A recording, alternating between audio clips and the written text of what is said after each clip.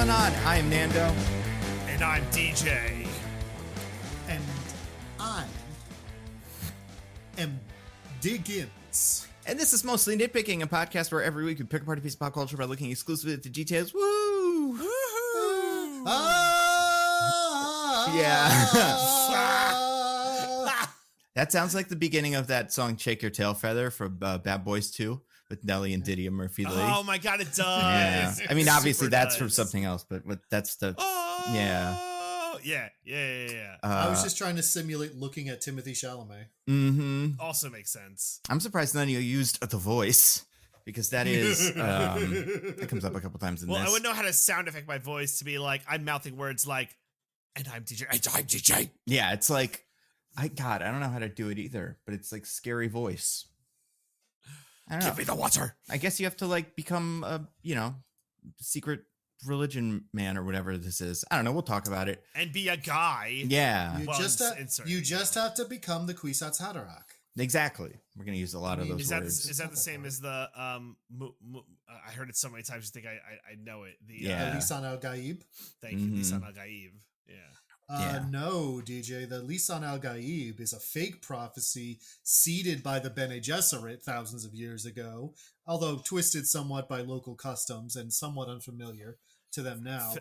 While the Kwisatz Haderach is the Bene Gesserit's own prophecy, and by prophecy, it's not really a prophecy; it's a project they're working towards. Yeah. The thing about Diggins. Dune is there's no real prophecies. Well, says you, Diggins. Yeah. Lisan al-Gaib is real. Non-believer. I saw him do all the things that they said he would do, and he did them exactly as said. So I am team Lisan al-Gaib. That's who he is. Not End only of that, story. I think Diggins is Misan al-Gaib or whatever. That too. Because he thinks that Misan al-Gaib doesn't exist. And what could be more Misan al-Gaibi than not believing in it itself? So... He also wears his headphones exactly like the Lisan al-Gaib would, and in the prophecy said it would, and has the exact glasses. So I know that is how it goes down. That's right. Well, you know what, guys? You've won me over. We have no choice but to have a holy war that kills billions. Fair enough. Yeah. Well, but drink this worm piss first. We'll get to it. Let's not spoil. If people were like, "Hey, should I go see Dune?" I wouldn't know if they drink worm piss in it. And then now they're like, "Oh no, I know that now." That should be you know how like now I forget what movie this was that came out recently on VOD. Oh, what was it? People were making fun of it because Aquaman 2. No, it's Poor Things, I think. Oh, okay. It got that just came out on VOD. Yeah. It got a warning. At least the version I think you would buy at Amazon that starts before the movie that just says this movie contains depictions of tobacco use or something like that. I got that. Yeah. I mean, it does. Michelle and I were super confused. So, maybe they should put that in this. Like, this movie contains depictions of evil blue Gatorade worm piss drinking. This movie contains depictions of space coke. Yeah. Yeah, that's true. A lot of drugs in this movie. You guys, I think spice is kind of like a drug. That's kind of... Yeah, Wow. I know. Make you think. What is it with the little Willy Wonka and his drugs? Because the Willy Wonka movie is just all about him drugging the population of, whatever, London, France, Milan, and getting what he wants. And then that's kind of what this is, too. Well, this one is about the population of Arrakis drugging him. That's true. Yeah, it's true. That's probably why they made this movie, is because they saw Willy Wonka, and they were like, people expect him to be the drugger, but he will be the druggee. Well, what you mean is they took the spice and foresaw in the future that Willy Wonka would exist. So several years ago, they started the process of making this movie. That's right. Speaking of movies, you guys, news, everybody in Madam Web hates Madam Web. I don't know if you guys saw this. Oh, come on. What? So, okay. I don't know about hates. Hates is a strong word, but knows it's bad. We're in this weird zone. Yeah, the movie came out like, I don't know, 2 weeks ago, right? Something like that. Still pretty recent. Yeah, right? It was like February. Yeah. Like it was Valentine's Day, February. We're like 3 weeks. Yeah, maybe 3 weeks. It's yeah. Webentine's Day. Right, yeah. Right. But it's like, I'm sure it's still playing in some theaters on Earth somewhere. And like the stars are going out doing interviews being like, the movie's not very good. Isn't that interesting? Isn't that interesting though? I mean, yeah, it's interesting that the stars are trashing this movie. That is pretty interesting. Like I have some quotes. These are quotes. Dakota Johnson asked if it bothers her that people wrote negative reviews, and she says, honestly, unfortunately, I'm not surprised that this has gone down the way it has. And they asked her if the last couple weeks have been weird, and she says, yeah, I had the LA premiere for Madam Web and then went to Mexico City. I had pneumonia, was on steroids, and the nebulizer was doing all these little things. And I was really, really sick and felt horrible. I looked horrible. I was like, ugh. And then the movie came out, and it was like, I can't take any of it seriously at all. I don't know. Those are her words. That's dark, man. Gosh. Yeah. And like, yeah, and she gave a big answer to a question. I don't know if this question or how this came up, but she's basically like, studios meddle in movies and it sucks and they shouldn't do it. Probably talked about this. I saw that one about how movies shouldn't be made by committee. Yeah. I mean, she's correct. Yeah, I mean, that is definitely true. Also, maybe just get a different committee for this one, because sometimes the committee makes movies that are A-okay. But this one, definitely not. And then did you guys watch Saturday Night Live this week? I saw 2 sketches from it. Oh, which ones? I heard Bowen Wokeness Straight, is dead. which I heard Wokeness is dead. Because that was last week. Wokeness died. Okay. Yeah. I watched Bowen's Dead, which I liked. You mean Bowen's Straight? So you said it the first time, and then Diggins messed me up by really interrupting me. Bowen's Straight, which I loved. That was funny. Yeah, he likes heavy naturals. That was my favorite quote from that. Heavy naturals. That's great. And then those are the words of the thing. It's a good sketch. Yeah. And then even though it's a little navel gazy, and the cold open, which was fine. Cold open was so low energy. It was like, I was thinking about this because basically here's Diggins with cold open, and this isn't recapping SNL time, but this is kind of what this is. It's like they do this bit where everybody that knows Biden is getting interviewed, and they all say the same thing, which is like, behind closed doors, he's got lots of energy, he can do all kinds of cool things. And that's the joke, is that everybody's lying about this kind of thing. But it was just all pretty much things that they're all more or less saying, besides a couple of extra things. It was like, it's not how you make a sketch, Mm-hmm. You do weird stuff. You have somebody come on as the guy from Jaws and tell a really big story about how Joe Biden killed 50 people in the ocean.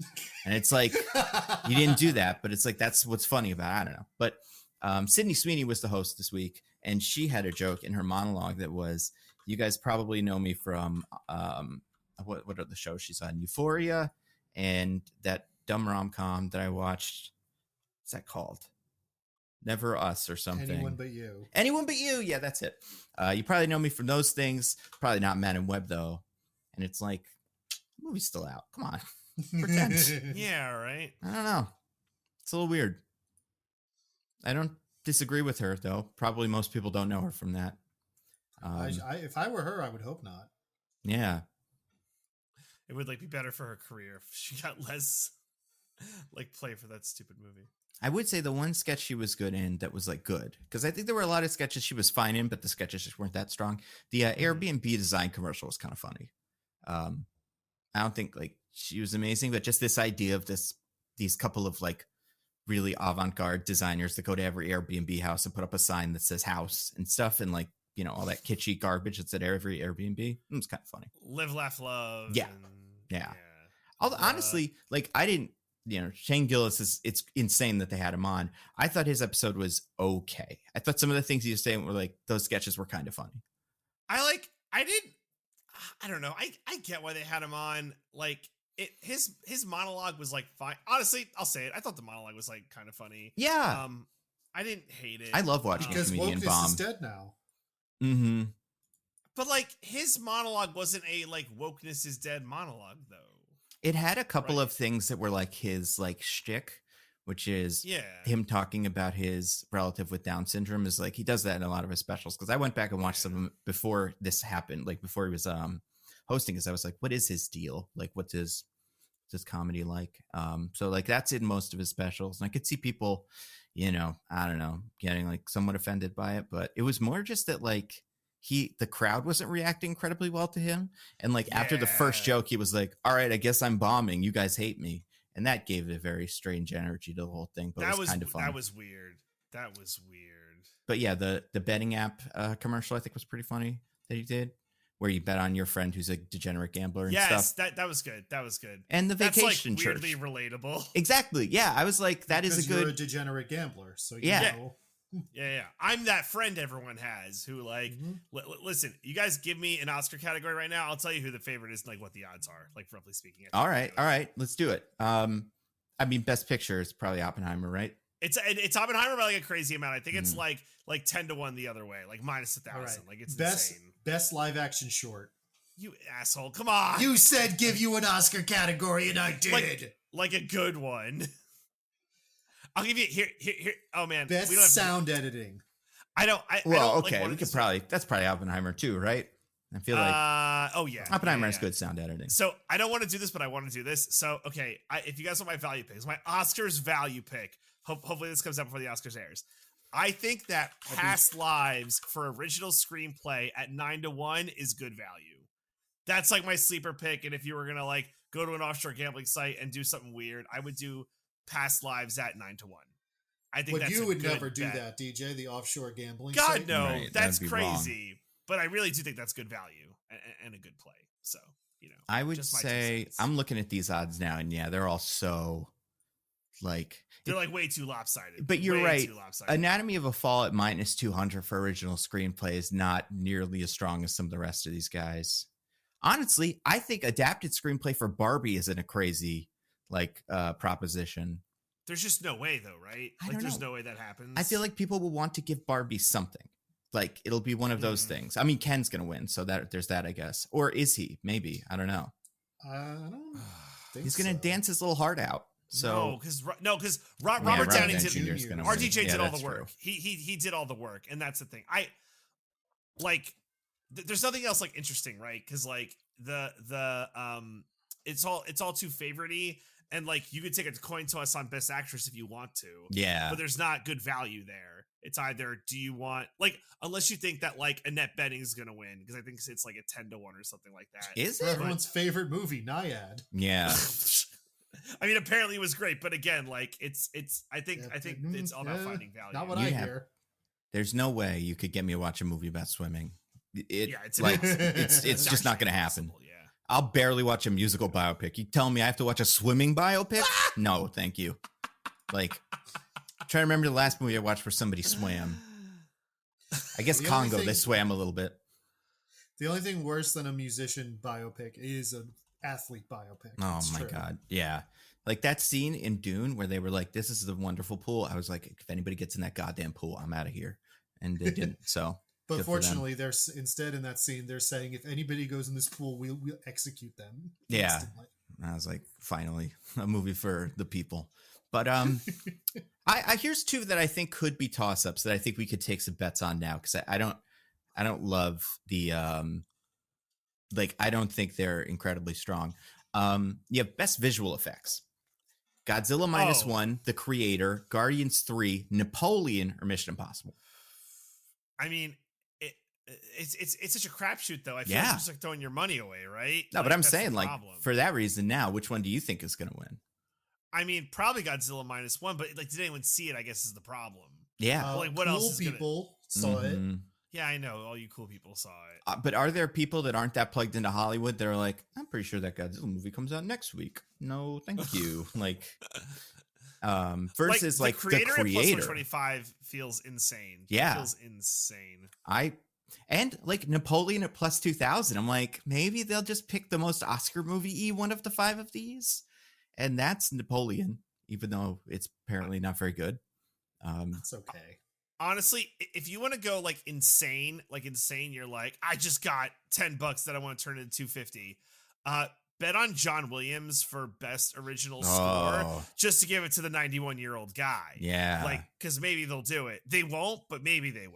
If he So had throw your never 10 won before, they might do it, but Right. has, He's so. won too much. Yeah, I would say the other one that, well, Diggins, who do you think wins best visual effects out of those 5? I would Who do you- probably go with Godzilla. Because they worked all the animators to death and didn't pay them any money? No, probably not. No, actually.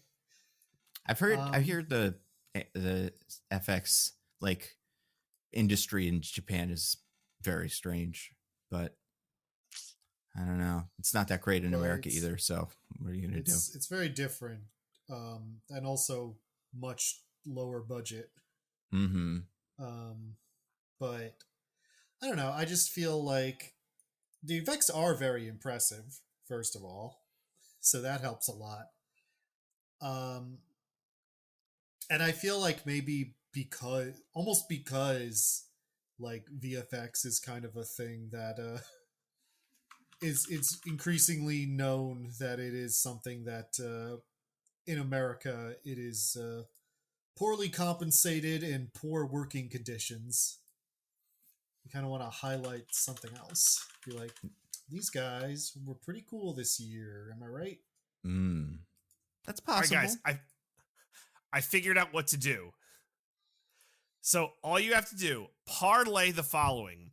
Oppenheimer Best Picture, Nolan Director, Cillian Murphy Actor, Robert and Downey then Jr. Robert right? Downey Jr. Supporting, but then you also need to throw in cinematography and editing, also Oppenheimer. You get to even odds. Wow. And They all Celtics- have to win. Celtics win the tip-offs. Kevin Garnett has the most assists. I'm kind of curious. Okay, there's actually some Oscars in here that I'm like, I don't know who's gonna win this. Like animated feature film. Who wins that this year? Probably Boy and the Heron, right? Really, over Spider-Verse? I'd say those Fifth are the highest two. grossing movie of the year? Like, Yeah, that's true. and from what we learned in that article last year, everybody's voting on this just asked their kid which movie they saw, and that's gonna be Spider-Verse. Yeah, that's true. And Elemental, could win, maybe, probably not, but it could. Oh, absolutely not. Yeah. Absolutely not. What was the other one I liked here? There was something else I saw that wasn't in the original. Makeup and hairstyling. This is a weird one. Golda, the Golda Meir biopic. Maestro, most notorious makeup of the year and hairstyling, I guess, probably too. Oppenheimer. No I don't know what style any of their mostly. hairs look like in that. Probably normal. Or Poor Things. Or Society of the Snow, whatever that is. Like, which one of those should win best makeup and hairstyling? And is it better than Suicide Squad? Because, they won The first once. Suicide Squad. Yeah, the original one. Ugh. The Oscar-winning film Suicide Squad. Yes. Yeah. I mean, I want to say Poor Things because it I has think there's a Poor case to be Things. made. Yeah. because it has very see Poor Things. ostentatious, like very visible makeup and hairstyling stuff going on, like whatever the hell they did to Willem Dafoe. Yeah, right? That's like classic Hollywood likes this makeup and hairstyling. It's like they made a handsome guy they all look weird. Yeah, generally it's whatever does like the biggest, like the most, which is why Mhm. Suicide Squad won. Will people hate the Maestro enough for its very inflammatory makeup and hairstyling to not be nominated and loved? Or I guess not be Yeah, not win. that's the other one that I would consider as Yeah. potential. But yeah, I don't know. I think maybe it depends how out of touch all the voters are. If enough of them are out of Yeah. touch that they're all like, I think his big nose was fine, Mm-hmm. then I think Maestro probably wins because they love when you look like a man who exists. Yes. And like That's did you know that the hardest thing in the world is to look like something that already exists and not to Oh, imagine what? something new? mhm. I mean, at least go the full go the full oh god, I'm blanking. Christian Bale. Go the full Yeah. Christian Bale and just gain all the weight. You gotta gain all the the weight to make Or yourself look like lose the all big the person. weight if you're doing The Machinist. That's right. And he's done both, and that's why he's so talented. Did what's his name? Did Killian lose a lot of weight this year? I feel like he might have. I feel like he's always been a handsome guy. I mean, he's handsome, he's but he's always also been- very trim. I mean, I've never seen him naked in a movie before, but when I saw him in this one, I was like, I always Not thought bad. he had a No, little it's bit like more not on bad. him. And you saw him say his famous catchphrase while he nutted, and you were like, Yeah. Oh my god, you monster. They cut part of that scene out when you watch it on a I plane. didn't make the movie. Very upsetting. I was gonna say, Poor Things. That mustache is too sexy for them to like. That's pretty cool that they made a sexy mustache that sexy. That's hard to do. Yeah. It's actually very hard to do. Right, Yeah, only other most one- people look bad with mustaches. Exactly, but he looks great. And Diggins, you mean I know you're trying to do like a self-own there, but like it's exclusively mustache. Yeah, I wouldn't say Diggins I has a wasn't mustache. for once. I was talking about if you only have a mustache. Oh, I thought you were doing your character thing, Diggins. Mhm. Damn it. No, DJ, here's the thing about me and what I've got going on my face is that if you can't do all of this, if part of it is going to be missing, then you shouldn't do any of it. Nah. Yeah, that's that. Yeah, I You should agree. do the big old thing from Hunger Games 1 that guy has with all the designs on his beard. That guy, Wickus Zakarian or whatever. But you guys, speaking of that, well, no, one more. Okay, music, original song. Who wins this one? Oh, it's the Barbie song, but the sad one, not Not just Ken. I think the Ken one has a shot. That's my one that no I think way. could kind of be an upset. I think it's going to be the sad one. I think Because it probably. Billie Eilish did all the work, and it won the Grammy, and like. There's no better indicator besides Producers Guild pick for Best Picture than Grammy for song. They're just way too correlated. That's possible. Unfortunately. You don't think the Cheetos song could win? Cheetos? I guess we could hope. Yeah. Hope is always a plan. I mean, it's tainted by the fact that it turns out that guy didn't invent Cheetos. What a jerk. Mm-hmm. Fucking jerk. What a hero. I don't know. I think there's a chance that I'm Just Ken wins. But like just looking at these, there's not a whole lot of other upsets to feel even plausible. So, I don't know. And again, everyone was so sure that Chadwick Boseman would win that year. He died, and here we are. That's Steven Soderbergh's fault. That dickweed who's like, I'm gonna change the movement, but and it can't even be a surprise, but I do think Emma Stone's probably going to win Best Actress instead of Lily Gladstone, even though there's been like, everyone's been like, it's got to be Lily Gladstone. Like, I think it's going to be Emma Stone. She's the lead of the movie, and the performance is like inscrutable. It's so good. Do you think maybe people will just get to see Stone on the page, just stop reading anything else and just check it off, and they meant to vote for Lily Gladstone, but they actually voted for Emma Stone? Gasp! Yeah, I didn't even think about that. We got two Stones against each other. What crazy is Emma Stone wins. Her having two Oscars like puts her into like another stratosphere. It's like very few like actors like Hilary Swank, Meryl Streep. I forget the list, but it's like it's a few. It's like she's in another stratosphere. Did Amy Adams get two yet? I feel like she gets nominated. Amy Adams a lot. has 0. What? Yeah, it's bullshit. Yeah. What'd she do this year? Right. Could we get her a posthwess? Not posthumous. She's still alive. But my god! I was gonna say, wait, hold on. Is there breaking news about Amy Adams? Can we release one late? What did she do this year? Was she in anything good? Disenchanted. Nope, that wasn't even this year. You want to re-give her one for like a Talladega Nights? It's like, you know what? She fucking earned it. Dear Evan Hansen, let's re-release it. We got a couple days. Yeah. This is what society's refusal to give Amy Adams an Oscar has driven her to. Mm-hmm. Oh, man. It's so true. She could get an Oscar for Night Bitch. You guys seen this? This is one of those movies that came out that were like, that was a 30 Rock sketch though, right? And it's like, no, that's a real movie they're making. I remember hearing about that. That came out? No. It's coming out next year, I think. They're starting work on it soon. But it is a real movie where a person turns into a dog or something. So it's pretty fun. I hope that movie's good. Speaking of movies that we hope are good, let's talk about Dune. Dune. Do you think this could win all the Oscars next year? No, 3 will win all the Oscars when it comes out in 26 or 7 or whatever. But it'll 4 will win all of them because there's going to be 4 of them. Sure. So it'll get the Lord of the Rings treatment. Whatever one is the last one will win all the things. So they should. Chalamet will win. Zendaya will win. They'll just shower them with Oscars after. Unless it's out. Like the Hobbit trilogy, and the last one is so bad that they can't give any awards. That's possible. Yeah, I doubt that with this one. Like Denis will get one, and he'll have a great speech in French. Yeah, it'll be the last one. Well, this will get nominated, like for sure. Probably.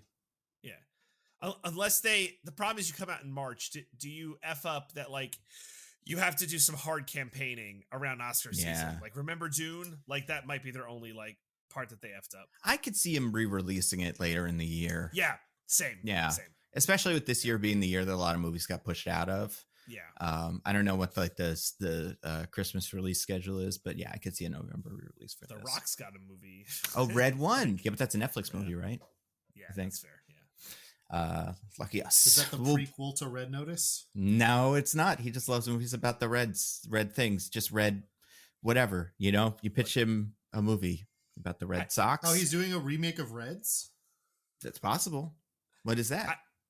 It was an epic biopic of Jack Reed, the famous writer / journalist. Oh. Is he like a communist or something? Is that what Reds Oh, is? Yeah. Big old commie. Well, his last big thing, I think he might have even died doing it, was going to report on the Russian Revolution from the Soviet side. I know we're not going to get into it, but The Rock can do no wrong. I know, has he's erased great. all of his Black Adam sins. I'm very excited. I don't know if you're in on this, Diggins, but The Rock is cool now. Mhm. So I mean, careful what you say about The Rock. You've He's been saying a lot of things about how cool his wrestling stuff has been, so I imagine it's because of that. Yeah, but he's been catapulted into coolness now because of the wrestling stuff. So Exclusively, yeah. The Rock is like a true winner now. He's so cool now. I wouldn't be surprised if they cancel that live action Moana remake because it'd be the cool thing to do. No reason for that. He's like, I don't need this anymore. Yeah, I'm Honestly, good. Probably. People like me again. No bother. Yeah, it's true. Yeah. But yeah, we'll talk about. Well, I mean, The Rock. The Rock isn't in this. There's some rocks in it. Very early, Timothée Chalamet picks up a rock. So That's true. Maybe we'll get to it. He picks up a rock, but Rebecca Ferguson uses it. That's true. Which is kind of how the whole movie is, you know? That's the movie. And we're going to talk about Dune. Yeah. It's Dune Part 2. Am I crazy, or was this once used, was it D2NE, or was that just something we all did as a joke? I think we did that. Okay. I don't think that was ever actually what it was. They should have done it. I don't know if you guys have noticed this, the posters for this movie. They just have the word Dune really big and then Part 2 really, really small. Enough so that if you look at both posters from a distance, they both just say Dune. This was something that was very annoying to me. I appreciate that. Yeah. I appreciate that very much. But you guys, we got to talk about Dune. It's the movie that is this week's movie. That's taking true. the world by storm, making hundreds of millions of dollars. People are going back to the theaters. The cinema is saved from Argyle and Madam Web. It's back, baby.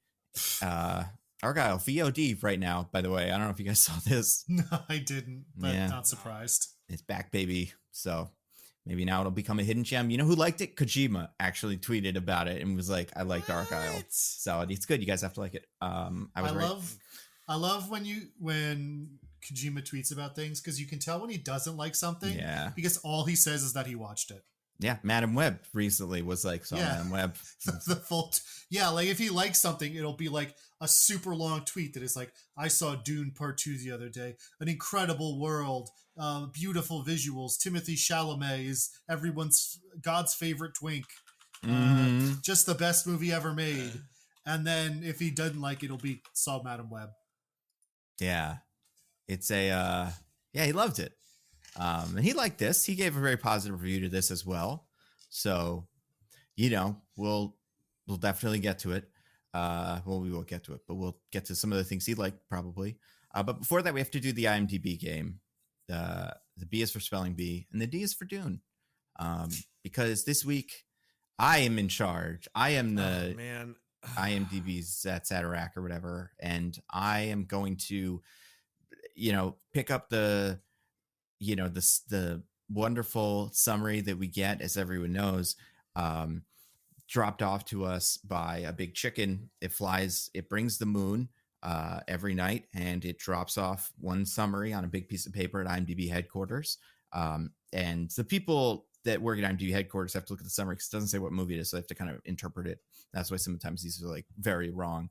And sometimes the chicken saw an earlier version of Aquaman 2 where there was a wedding and nobody told it. So that's why sometimes they're even way weirder and wrong. And sometimes the chicken didn't have time, so it just stole it from another website and used some of the language filters. So the chickens, sometimes it does a great job, sometimes not. I will say the chicken did okay. For this one. Yeah, Dune 2 summary. not nothing to write home about, and nothing to, this will not get an insane reaction from the Discord. So keep that in mind. Well, we'll see how we do. Who went first? Diggins, you lost last week, so you get to choose. Who do you want to go I'm on first? a streak right now. Yeah. It's customary to complain about those, so here it is. It's I'll Roger's go first. fault. That's what you have to say. This is all Wait, Roger's fault. Yeah. Can I say something before Diggins goes first? Sure. I've never been more nervous about doing an IMDb competition because, like, I can't lose this because I can't summarize this movie because it'll be terrible and everyone's gonna hate it. The thing about this IMDb competition is that I actually like summarizing the movies and you guys don't. I mean, sometimes I like it. With a movie like this, where like the plot was like any of these 2.5 hour long movies where a lot of stuff happens, it gets a little dicey. But a fun movie like Madam Web, I'm all for it. Like, yeah, it's a great time. Nando, you're speaking my language. You're speaking it in many tongues. Yeah, especially a movie like this where they're constantly cutting between different planets, or like there's a couple of different people, and you're like, when did this happen? I don't remember. See, I feel like this one is, though, if you remember the movie, which I know is a tricky proposition for DJ, is actually a pretty simple summary because what actually happens is like not that much. Yeah. Diggins, I saw this movie a week ago. Wow. And my brain cells are fleeing by. So let me get to the point. Diggins. And I'm ruining the entire construct. I will never throw. Oh, that's not what I'm asking you. I'm asking you something totally different. I'm asking, will you take the W? Will you auto win? And like, so you do the summary next week and it's me versus Nando and I take the L, you get the W in the win column for the year. Oh my God. But you summarize the movie. I mean, for that reason, Diggins should throw now or something. Like the balance is so off. Because Diggins doesn't want to give you something.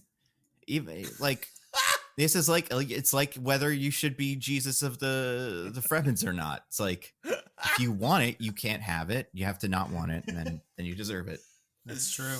I would say just try to summarize this movie. I don't think this is a super like easy one either. It's like, a lot of stuff happens in this movie. What are you gonna pick? All right. Well, all right. So Diggins is going. Fine. Diggins is going We're first. just gonna do it. Well. We're just gonna do it. All right. Fine. Do your best. We're just gonna do it, DJ. Fine. Don't worry. If you end up having to summarize the movie, then I will correct you every time you're wrong. Okay. In the second part of Frank Herbert's epic, Paul Atreides must learn the ways of the Fremen so that he can rally the people of Arrakis to take revenge on the Harkonnens who killed his father. All right, DJ. Well, I think Diggins did real well. Okay, I'm gonna take out that first part because I hope that's the difference, that it's not in there. And if it is, then congrats to Diggins. Paul Atreides must work together with... Oh my God. I don't want to mess up her name because I don't want it to be a DJ, you couldn't have penalty picked... against me. The only easier name you could have picked is Paul. Or Duncan, but he's dead. But if he was in this one. There are plenty of easier names. All right. Well, I guess it depends which one you're talking about. Emperor. Jessica. That's a pretty easy one. Jessica. You mean Emperor Shaddam the Fourth? Poser? He's the emperor. Okay. I thought you were talking about Jessica, which is why I said it was easy. No, if this is the reason I lose, then I'm gonna protest. Sorry, I protest. Paul Atreides must work together with Shawnee and the Fremen.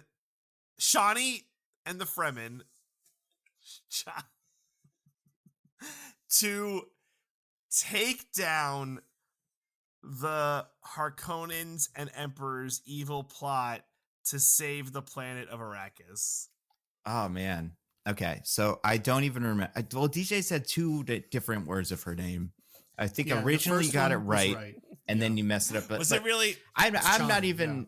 I don't care about the Chani. pronunciation of the names, especially Okay. because like if you spelled it, I mean I don't think you could spell it, but in Jeopardy, spelling is not important, and for that reason, true. in this pronunciation is not important to me.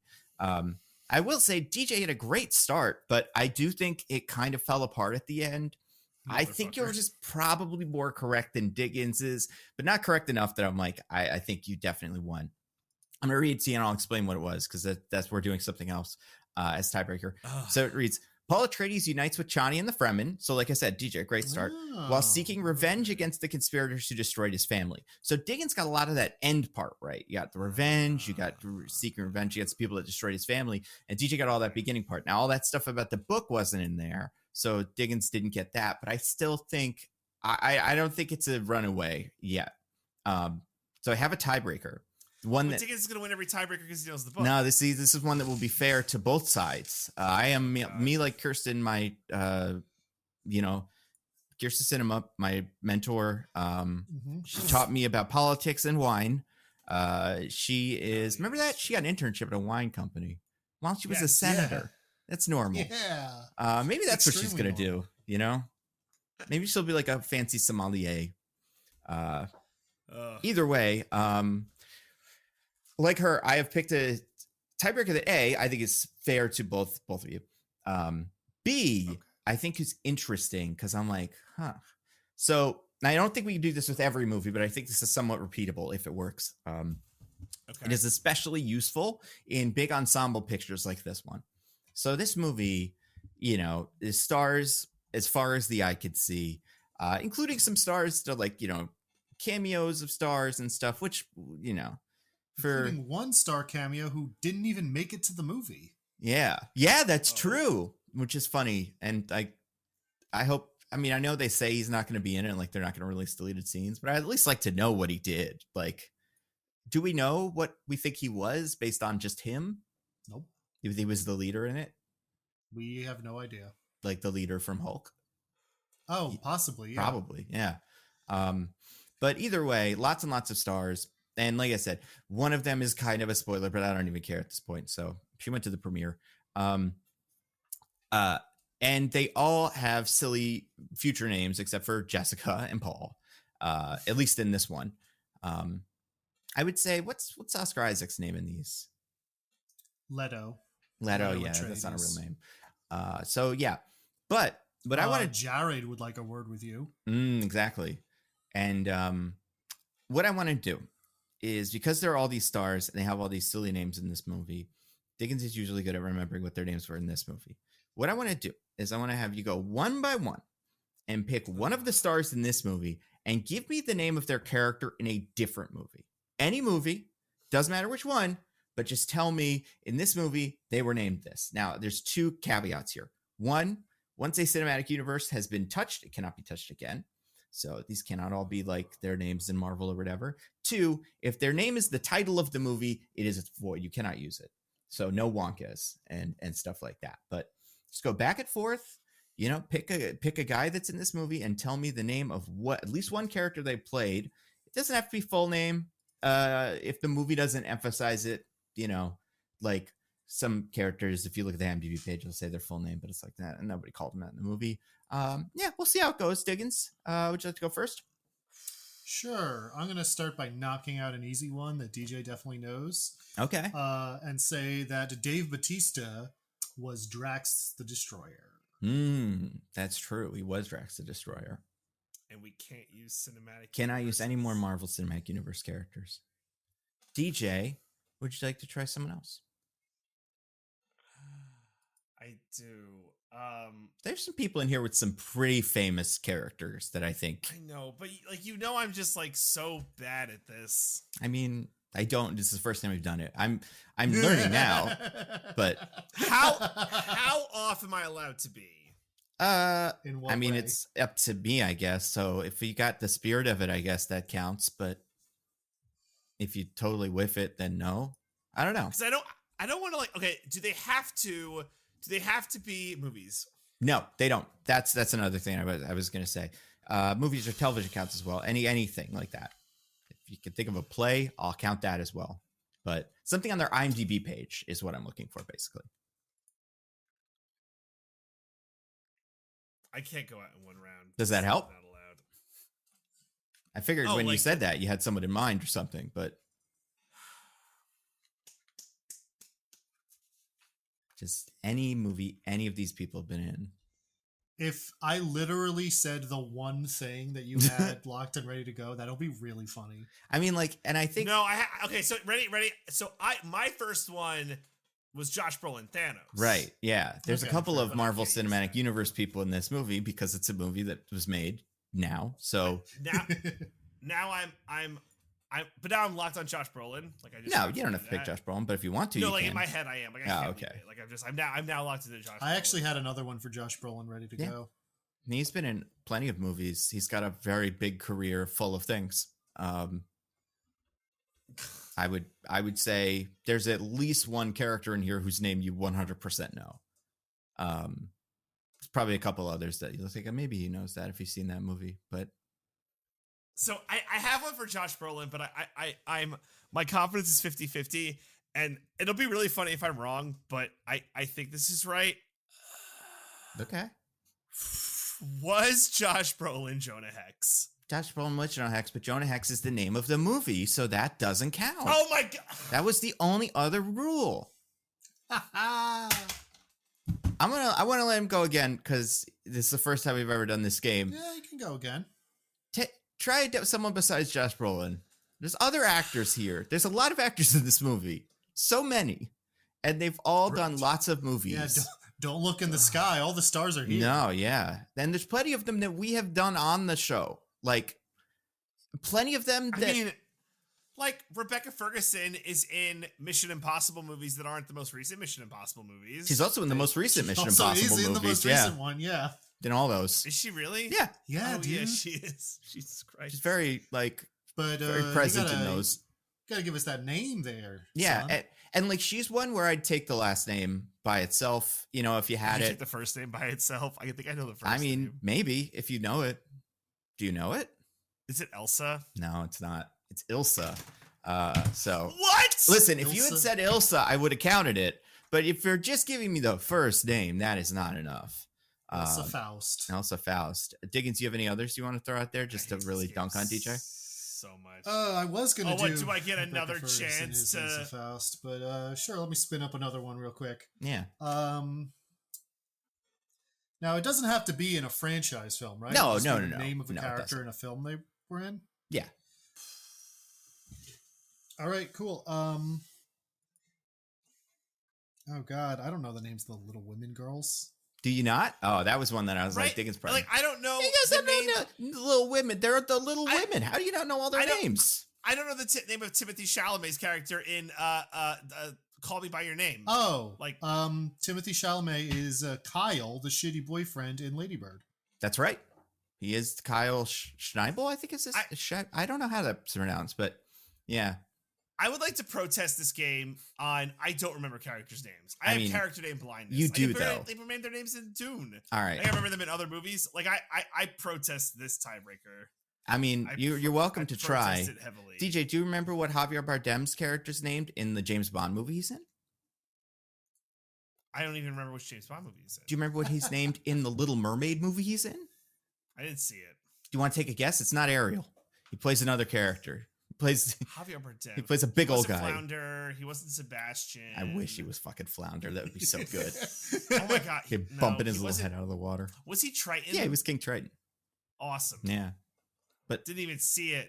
Crazy. I don't like this. I protest this game. I can't believe how bad you were at it. But no, none of those iconic Christopher Walken performances. Yeah, I can't name a name of a Christopher Walken character. You can't name one. He's who is he in the Jungle Book? He's King Louis. King Louis. This is a game that like heavily helps like you and Diggins. I mean, it requires you to have a functioning human memory, Nando. It requires you to be able to conjure up an image from more than 20 seconds ago and be able to say what it is. I hate to pull this card, but I'm pulling this card. I have a child. All right. The amount of brain cells you lose a second that all of my math and science are being replaced by Blippi and Miss Rachel is unconscionable. Now, DJ, inconscionable. I would offer as a counterpoint that this was true before you had a child. That's true. Now, see, that's where you got me. I mean, this game but is I really new, thought I but- could use that as like a shield. DJ, you don't know? Do you not know his name? The name of Christopher Walken's character in the Batman movie he's in? I feel like that's a pretty like memorable name. He's the Batman. We talked about it extensively in the 'cause it's podcast kind of- we did about the Batman movie that he's in. It's kind of funny not- because of like what it is. He's not the Penguin. No, he's the That's other one. true. That's I know actually what what it it says is. here. It says not the Penguin. So Yeah, wow. correct. And I mean, whatever. Everyone at home knows. But like, how am I supposed to be like, Stellan Skarsgård, guy from Andor? Yeah, do you not know his name? I know his name. No! Oh I my don't know any of God. their names. You gotta learn some names. That's all I'll say. It's just not. It's too much. I can't. I watched yesterday evening. I watched Anatomy of a Fall. Well, I mean, you don't. No, their names are maybe all the French and stuff. But maybe the husband's name was Samuel, and that's all I got. Its wife, the child was Daniel. Maybe I have 24 hours, but within 24 hours of a movie, I'll crush it. See, like, so I guess that's. I think the strategy for some of these would be like, what's a movie they did where they probably didn't have a really big name? Like, I think you could get away with giving the prosecutor's name in that movie just Prosecutor. That's probably what that guy's name is. I see that because Call Me by Your Name, Timothy Chalamet, kid who fucks Peach. Like, I'll give very detailed descriptors of their characters' personalities, what they do. Oh yeah, Listen, that's another one. Did Anya Taylor-Joy ever play a famous character in any movie she's ever been in? That was one that I was like, that's just low-hanging fruit. A certain kind of fruit, if you ask me. A certain fuckable fruit, if you ask me, according to Call Me by Your Name. Yeah. who is she in this? What do you mean? She has a cameo. Yeah, she's the one. She's She's a very brief cameo. That's a spoiler to talk about, kind of. Yeah, it's hard to say exactly what she is, but also Fine, it doesn't matter. But like, I do think I will say this: Diggins cleverly removing my kneecaps for taking out the MCU was just brutal because I couldn't do Florence Pugh White Widow. Like it removed my kneecaps. Do you know that character's full name? Fuck no. Okay, so it wouldn't have helped anyway. Romanov. The last name is probably no. It's not related. her name is not actually. Romanov. Yeah, she's a different character. I look, people who listen in the Discord especially, I feel that it's one of two possibilities. One, they're like, yeah, DJ's right. Remembering names of characters is dumb and no one should do it. And this is the top 1% of Nando and Diggins with all of their media savvy and knowledge are taking advantage of this poor Ability guy. to remember things that are told to us. Movies we did this year. Or it's DJ's an idiot and the thing Diggins said. But I think it's the former. I Maybe. think everyone's on my side. DJ, you couldn't remember that Anya Taylor-Joy was Princess Peach when Nando heavily implied it in front of you.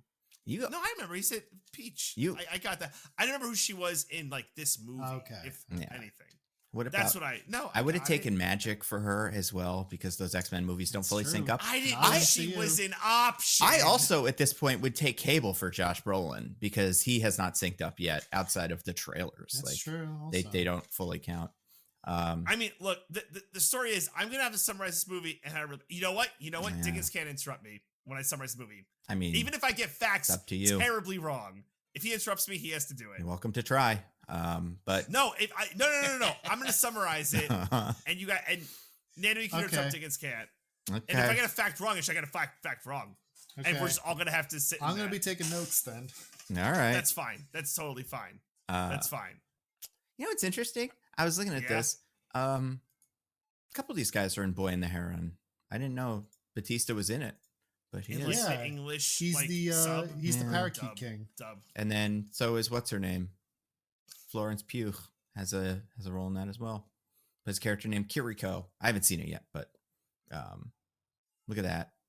Can this game never exist again? That's up to you. You know, do you want to win or do no, you it want can to never lose? exist again. Unless we want me to lose every time, because I will lose every time. Listen, which one of And us picked the Final Fantasy thing once? You know, That's true. I will call Rudy Giuliani, who needs work, and I will sick him on you too. Oh my God, he'll do it He too. will find DJ, so many fake electors for DJ, me. what trivia do you want us to do that Yeah. does not involve remembering something? Can we play like a game where it's like naming you want, like, your a, son or something, or yeah. Blippi Guys or something? What is your like, specific area of expertise? It's character names in fiction. I don't know. All right. The Final Fantasy one was good though. That one was good. All right, I've summarized Dune. Well, first we have to talk about what we thought of it, because we've changed the that's order. what we do first. I forgot. I'm gonna sick so many fake electors on you too. And It's gonna be since crazy. I'm a They're gonna be at your winner. door. Yeah. I'm a winner according to This the new Supreme terrible Court. game. Yeah. Oh wait, here's one that you could have gotten, DJ. You remember Batista's name in The Man with the Iron Fists? No, You don't? There's nothing you can put in front of me. Wow. Is like, remember this character's name in this movie that I saw one time for me to be like, yeah, totally. Do you remember You can't- Austin Butler's name in Elvis? Well, that wouldn't have wasn't counted. allowed That because was it the was- I thing. know, but I tried you said there wasn't one.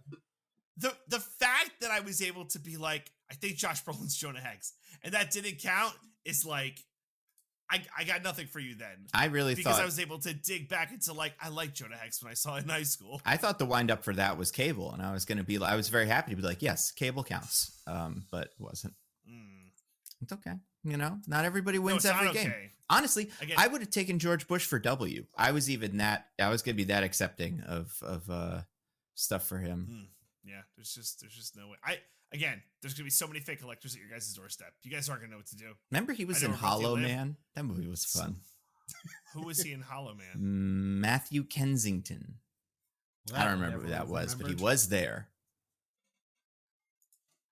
Again, if That's the it's- thing, is like fake names are so much easier to remember than real names. Yeah. I can't. You must be joking, right? I mean, for like fictional characters. Like if a man's name is like Steven Johnson, it's like, how am I supposed to remember that? But if a man's name is the Parakeet King, Yeah. that's gonna stick Hercule out in my Harcoma mind. or something like that, Names we'll always remember our whole lives.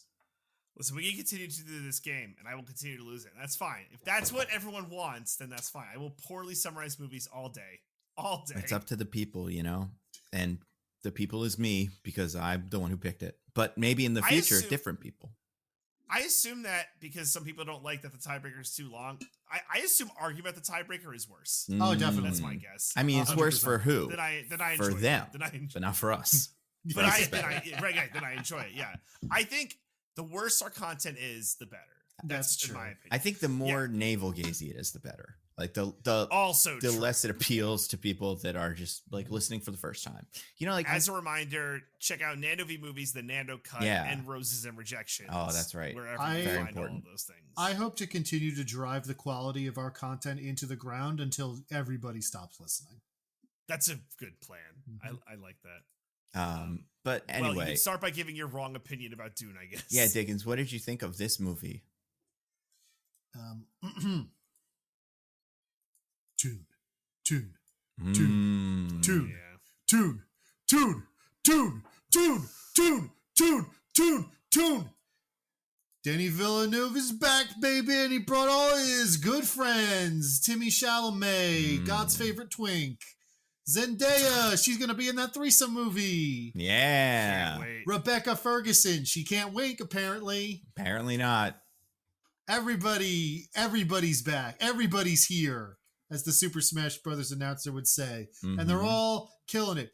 Austin Butler is in here, proving that he can act after Elvis. Stellan Skarsgård, doing a voice that sounds so much like Luthen Rail and Andor that I got a little confused this time. Samesies.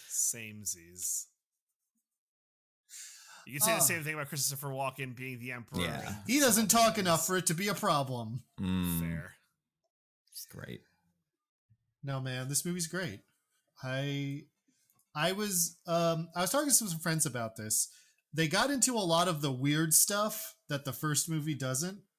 So while I enjoyed the first movie and I think it's really good and everything, this is more what I want out of Dune.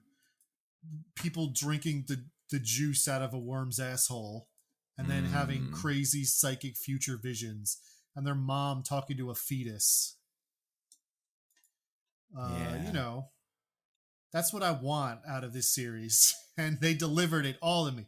No, really, I think it's a very faithful adaptation of the book. It not in like being 1-to-1, this is all exactly what happened, but in very much capturing the spirit of it, and also like translated it into a visual language that I think was very effective.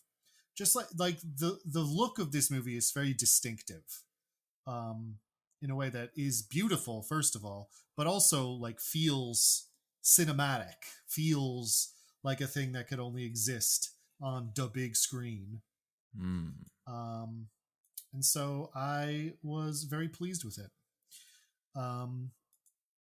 Yeah, I mean, you know, I could go on and on, but that's the basic gist of my opinion. What about you, DJ? It feels like everything is about Dune has been said, and they're all good, and I agree with that. Right? I'm trying to think like, what's my simple boy brain Dune take, because I haven't read any of the books. I think there's something cool about, and I think you have to watch the first one right before watching the second one if you haven't read the books. Like for me, it really helped. Like I watched Dune 1 and then drove to the theater to watch Dune 2, and I'm like, great, I know exactly what's going on here. I can't know what would happen if I didn't, but it just seemed to help. There's something about like our main character of Paul Atreides being from like, goddamn, there's gonna be like a holy war in my name, and I'd like that to not happen because a lot of people are gonna die and starve, and that's bad. And to this progression, it's like, can't happen. Chani, it's not gonna happen. I love you. This just like can't happen. And this slowly to like, you know what, man? Let's have a holy war. Holy wars be happening. And it's like, it's predictable, but it's amazing because it's like, I'm like the whole time, well, like, surely the visions won't come true because that's just magic, psychic bullshit. But and then as it like spools out and it's like, oh my God, these things are all really going to happen. It shouldn't be surprising because the movie tells you it's going to happen, but it's still surprising. It's masterful and it's like amazing. And I was having a conversation with a friend about this. It's like, why is everyone just saying that like Dune 2 is this amazing sci-fi thing? And it's like the best sci-fi movie ever in a long time, whatever you want to throw onto it. And I think it's this thing where it's like last summer, right? It's like the World War II and history nerds got Oppenheimer and, you know, the doll lovers got Barbie. And it's like, all now the filthy girls and their disgusting dolls. Hey, doll lovers, don't bring gender into this. Whoever likes them dolls, doesn't matter. And now it's just greasy fucking nerds got something. And that's what Dune 2 feels like. It feels something like for you greasy fucking nerds. And it's great, and it can be quality, and you could run around and be like, I love Dune, and it's so good. And I think that's why it's cool and captivating and amazing and why I love it so much. So that's like my spin on it for the simple greasy nerds out there who can't remember names of characters from other movies. You know who you are. They should learn those names though, huh? That would be helpful for them if they don't want to summarize movies. If they ever should be on a podcast, it is. They should remember Amy the gorilla. They should remember Amy the gorilla or Amy the Marsh. Any of those would have helped because that's her name in Little Women, Amy Marsh. Listen, you guys, I'm going to be the lone voice of dissent here and say I like this movie, but I didn't absolutely love it. And I think part of it is from, I don't know if I like the story of Dune or I find it as compelling as you guys do, specifically because, and this can't be what it is in the book, I feel like he does just decide to be bad out of kind of nowhere. Like I know other characters are like, you should do the bad thing that I want you to do. But it does feel like that is so abrupt in this movie when he goes in there and is like, I want to drink the juice that nobody, especially when the first character's like, he's going to do this. This is what's going to happen. I'm like, absolutely not. This guy we know so well that I've just been spending all this time with, and he does it. I'm like, what happened to you?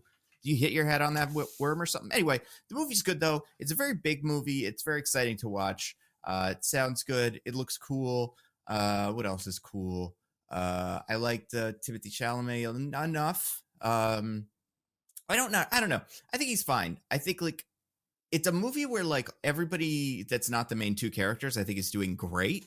And the main two characters are doing A-okay. But like, I'm not incredibly sold on him or Zendaya in this movie. I think it's just because when he does his like tough guy voice, I just see Wonka now. You know, like he's just Wonka, and it's not that she's just Spider-Man, but she feels too contemporary in this world for me, and so does he, kind of, where everybody else is doing like straight up characters. Anyway, no, but it was entertaining, and I had a good time with it. I think I'm curious to see a list of things that are kind of changed from the original novel, but I'm not curious enough to read it, but like curious enough to watch a 20-minute YouTube video or something, because the flow of it seems strange to me in a way that feels something. I don't know, but overall, I still think it's a good movie, and it's worth everybody's time. I think what is perhaps clearer when you are reading his internal thoughts is Paul is basically edging, where he's like, he's introducing a little bit more. He's like, okay, but if I do this much and then pull back, I can still stop the Holy War. Because he keeps needing more and more to get his revenge. He's like, but if I do this much and pull back, I could still thread that needle and not do the Holy War until like the last moment, like with the Emperor and everything, where he's standing there and he's just like, no, there's no way. Fuck it. Yeah. I'd rather have my revenge than not have a Holy War. That makes sense.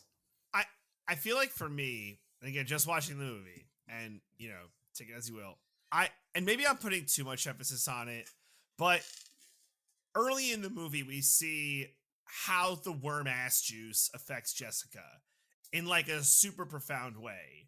So after Paul has worm ass juice, I'm like, I really can see him going from anti-Holy War to, well, let's have a Holy War. Oh, sure. I think that's fair. It's when he has worm, like him deciding to take that juice feels like a big step that I don't feel like in the movie, at least in the text of this movie, felt completely justified.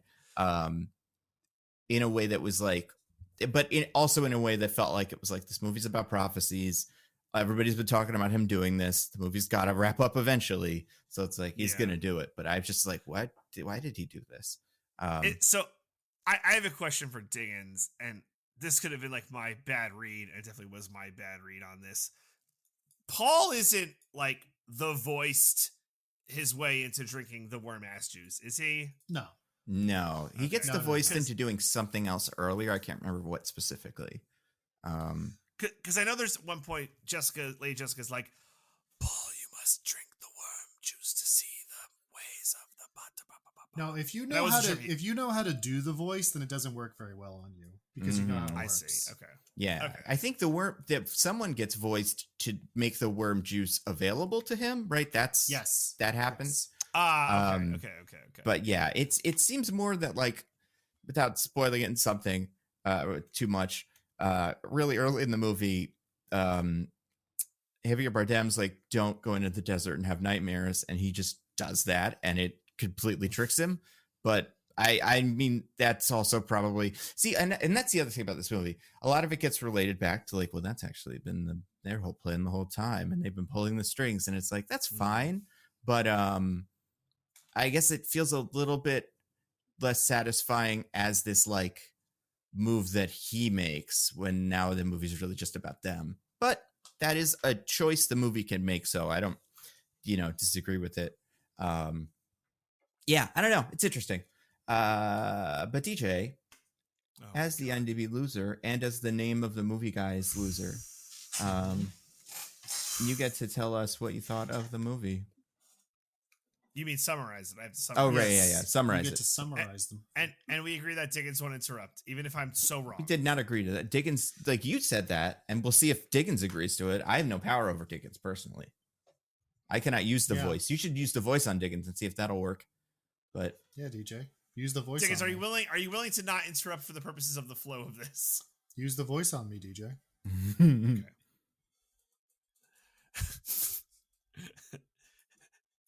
Diggins, you will not interrupt the summary of Dune 2. Yeah.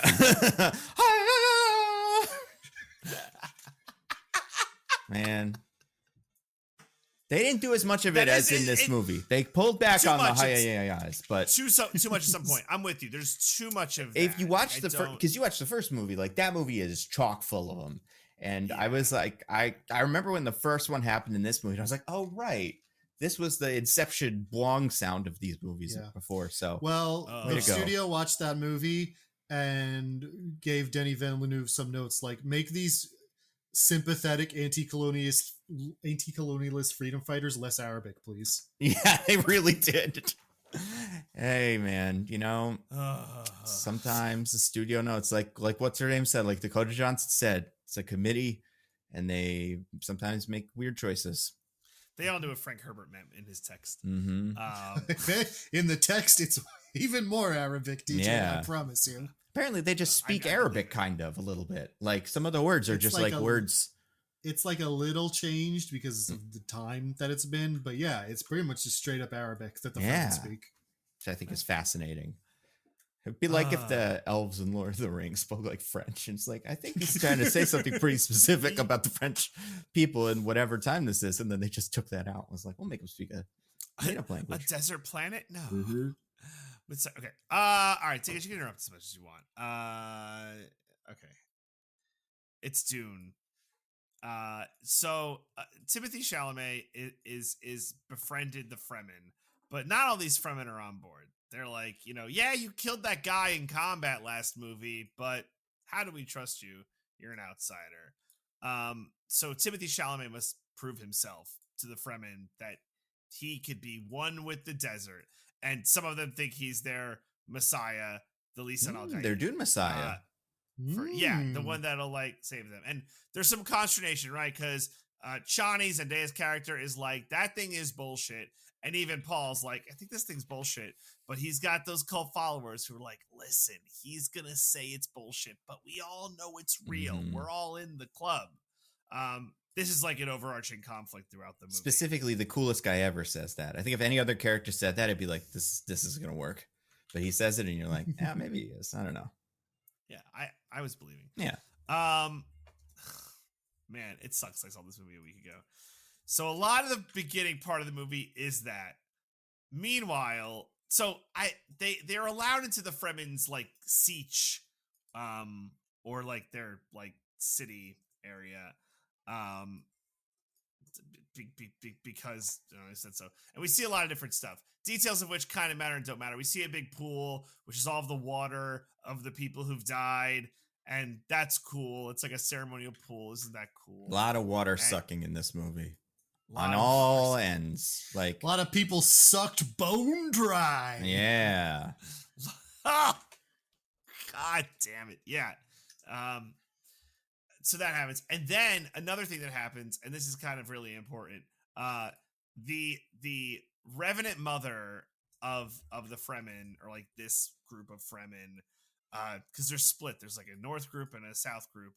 And these ones, which are the north ones? Yes. Right?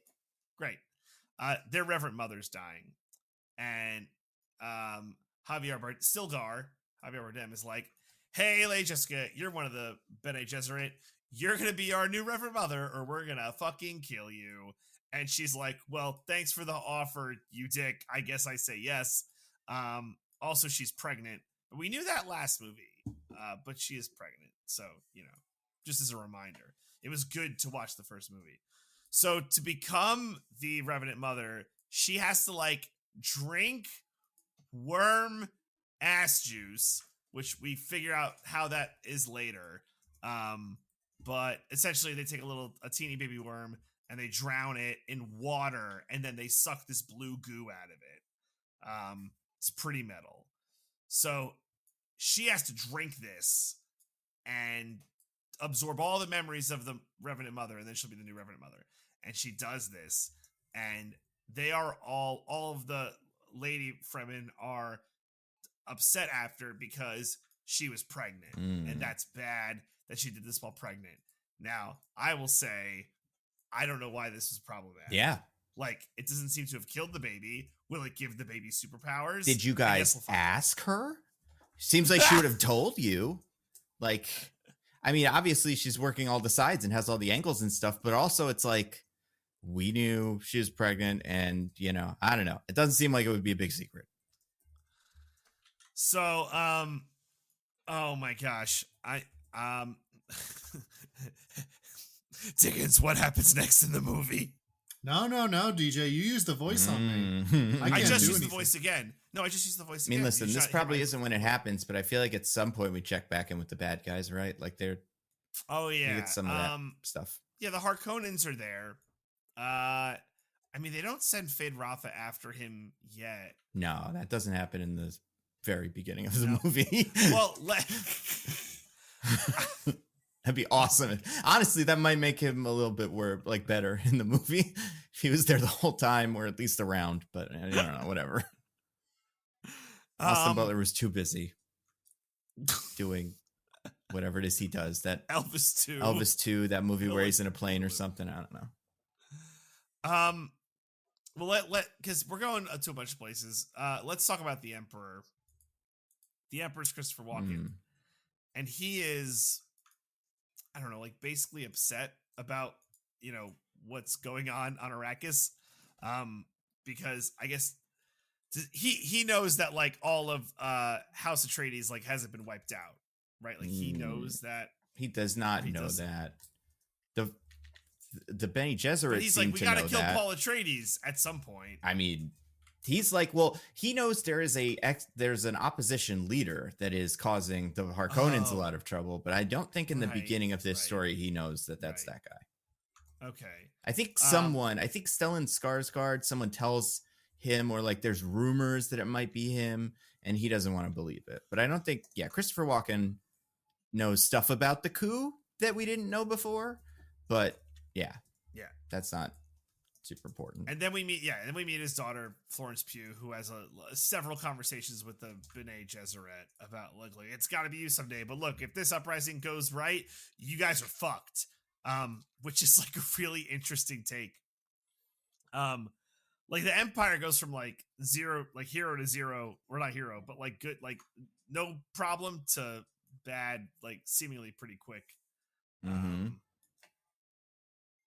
Anyway, I don't know. A lot of this early movie is like Paul having to prove himself to the Fremen. Like he goes out into the desert and then just does desert by himself, and then he comes back. He learns how to ride a worm, and he does worm riding super good.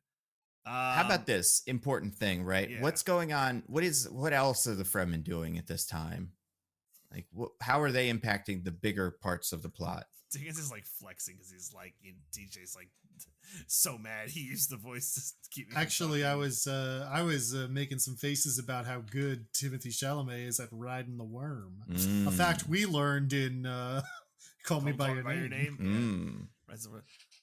What else are the Fremen doing? Chilling. Characters in throne rooms are talking about what the Fremen are doing, but why are they doing that?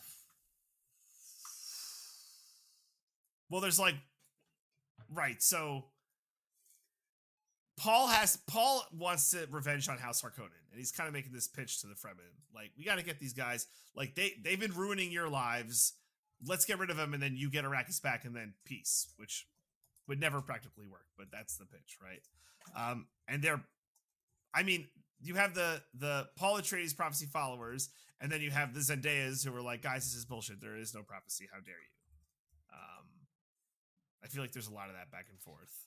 Sure. Do you know what is the like kind of like little phrase of Dune that is what must happen in the Dune world? The spice must float. No.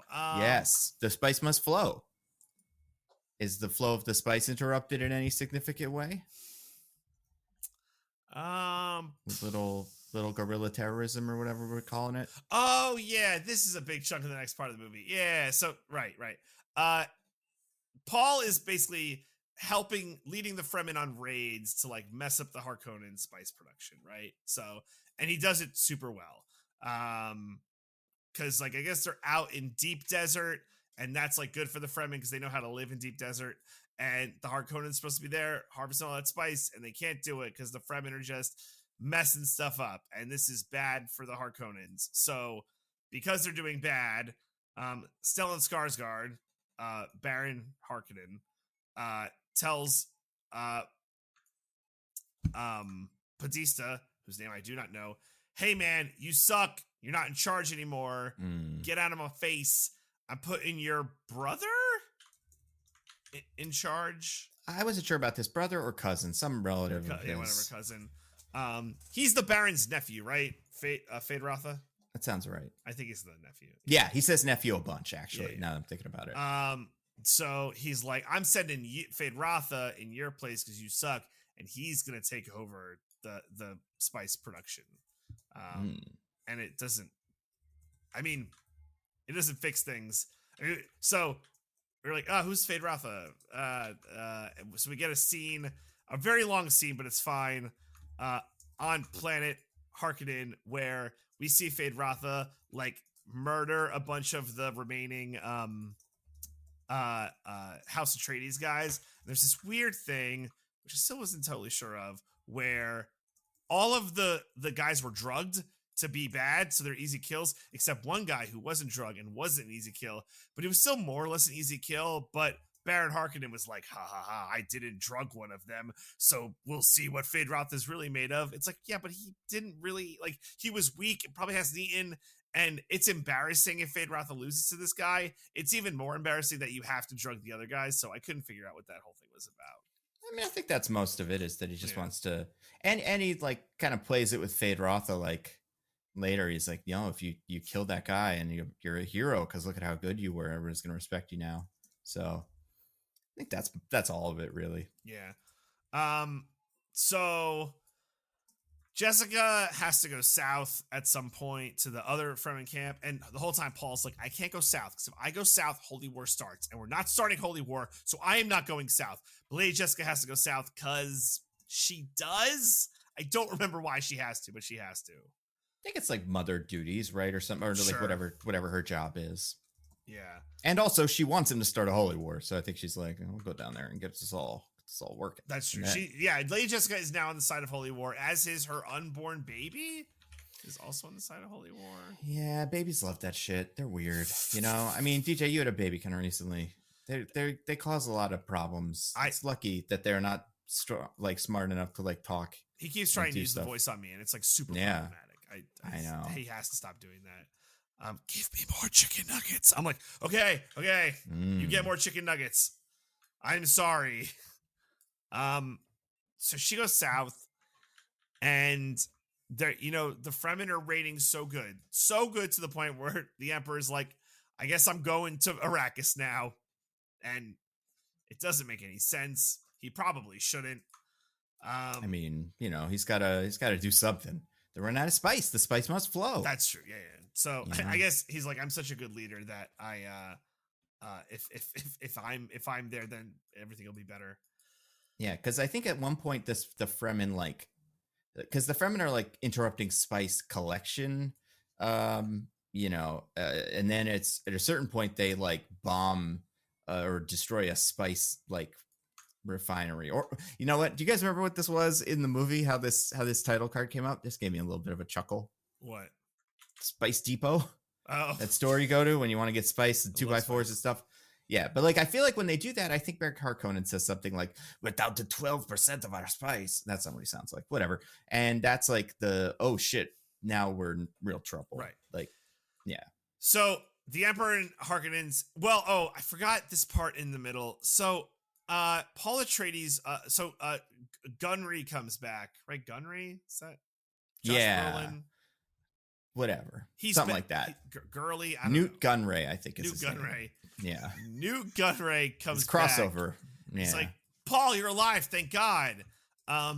You wanna take a crack at the Newt Gunray accent, Nando? Yeah. Yeah, let me do that one real quick. He's like, oh, thank God you're back, yay. And he goes, hey, Paul, just so you know, you have access to a ton of nukes. Yeah. So let me show you where all these nukes are. And great. They're in the desert somewhere. And they find them. It's not where they're from. Why are they there? He brought them, I guess. Didn't tell anybody. Put them on a little secret box labeled ? And put that in the ship. And then everybody went, "What's in that?" He's like, "Don't worry about I'm it. circling the. I'm not going to tell anybody about it except for Josh Brolin. Yeah. So it's not going to matter. They But got a kid don't back. anybody shoot this one rock, please." If we do that, I think we'll all die in a big explosion. Just a guess, but yeah. So they have nukes now, which for them, I think that's great. I think it's great that they have nukes. Yeah. So the Harkonnens and Empire are so pissed. They bomb the shit out of the northern settlement, like the Fremen settlement. They just bomb the shit out of it with a lot of artillery. And then they're like, well, I guess we have to leave now. Our awesome water pool with all of our dead's water is gone now. That sucks. So I guess we're going south. And Paul's like, I can't go south. If I go south, holy war. And they're like, shut up. And he's like, all right, I guess I go south. So they go and then he goes. Doesn't matter. He, by the way, mentions earlier that he's like, no, this was in the first movie, I think, where he's like, my plan is I'll ask the Emperor's daughter's hand for marriage. That might be in the first movie. A lot of that blended together for me. Anyway, just put a pin in that.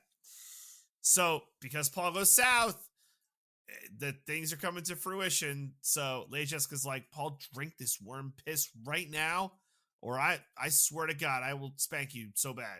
And he's like, I guess Lady I have Jessica. Don't threaten me with a good time. Oh my God. That's what he says in the movie. I'm like, what? It's like, that's your mom, relationship. Paul. Yeah, come on, Paul. And so he's inbred, like, this is the royals. What do you expect? And he's like, oh, I guess I drink it. So he drinks it, and then he basically dies. But then Chani, who is also part of the prophecy, her tears bring him back to life. Oh yeah, I forgot about that. Because that's what the prophecy said. So that like in Pokemon, like the in movie. Pokemon, yeah. Pikachu cries on Ash and brings Ash back to life. So he is confirmed Lisan al-Gaib, like confirmed, #confirmed. So now there's a meeting with the Emperor and his guys, and it basically comes down to Paul's like, all right, I'll fight Feyd-Rautha. I win, I get your daughter, and I'm now Emperor. If you guys win, I'll fucking kill us all, I guess. So they have an awesome fight. Paul gets stabbed in like the side, but it doesn't matter because he stabs Feyd-Rautha better, and then he wins. And then Shani's really upset because it was supposed to be them in love. And he does say that line from the trailer right before the fight. I'll love you as long as I breathe. But it seems like he's going to shack it up with the Emperor Tsar now. So I guess he's new Emperor. And it's a political marriage. Like, I feel like I understand why she's very upset about that, but it's like, I don't know. It's like what Game I of thought would Thrones, happen. Yeah. Nothing else happens too before that, right? Nothing leading up to that. No excitement. Oh, right. They just walk right into the Emperor's little cube or pyramid or whatever. There's like there's two things I missed. One was there's like a scene in the like big chambers where only the leaders can speak, and there's a lot of ruckus, but everyone's like, Paul, fucking kill Stilgar. And he's like, what are you, dumb? No, I'm not killing him. You guys are idiots. But he's like, we must attack. And Zendaya's like, fucking stop it. And everyone's like, no. I like that you're saying people are like, kill Stilgar. Stilgar's like, kill Stilgar. Obviously, you're such a champ. Everybody would love it if you kill Stilgar. Ride or fucking die. Ride and die, actually. Ride. Stilgar's motto. So that happens, and then they basically all agree to holy war. What am I missing before the Feyd-Rautha fight? The part where they blow everybody up and stuff. Oh right, they blow up. I don't know, all that stuff with the worms and the bombs. Oh yeah, well they kill everybody. Yeah, they ride the worms to murder everyone. Do they use the nukes or they use other bombs? I assume those are the nukes. Okay, so they use like a couple of them. I think they have like a bazillion, but they use like 3. Yeah, they use a couple nukes and they just murder everyone. Like everyone's dead. Yeah. So I glossed over that. But yeah, like this holy war is looking great for the Fremen so far. I'm sure it all works out in Dune Part 3. And that's basically the movie. Diggins, how much did I get wrong? Okay, I have 15 points here. Do you really? 15? That's a lot. It's generous. Number 1, Paul knows the prophecy is bullshit. He knows the Bene Gesserit seed prophecies like this on all colony worlds. and recognizes the patterns. That's part of how he knows how to fulfill it, is because he knows the basic template. Okay. 2, it's Reverend Mother. Wow, we really are mostly nitpicking. That's fair. 3, we don't know it's worm ass juice yet. When I Jessica said drinks that. it. I said that. You didn't really. I said. 4, the reason that it's bad that she drank the worm ass juice when she was pregnant is because it actually, the way it works is it's a poison that just like saturates your body, and you have to be able to transmute it into transmute away the poison while keeping everything else about it to survive it, which is a thing that Bene Gesserit know how to do. So it's bad because it permeates the child completely, who is also completely changed by it. And so she's also, even though she's just a fetus, she's also become basically a Reverend Mother, which is there's not supposed to be more than one of those at a time. So they're not like, oh no, this child will die. It's like, oh no, there's too much power. Yeah. Yes. Emperor Shaddam does believe all the Atreides have been killed. He does not learn otherwise until Paul reveals himself at the end. Okay. But Princess Irulan suggests Paul might be alive, but Shaddam dismisses it and says it's not true. Okay. See, in that moment, I couldn't remember if he actually believed that or if he was like, I hope that's not true. But he's like, you know, because kind of like, I'm not going to say it because I hope he dies before that. But like, I do know it's him. Guys, that would be so bad for us. That would suck big time. But I didn't know that when I saw it. Mm-hmm. We also know, I mean, the other thing that's important is like he did the whole coup and stuff. Like he was backing all of them. I don't remember if we had that information in the last movie. We learned that in the first movie. Okay.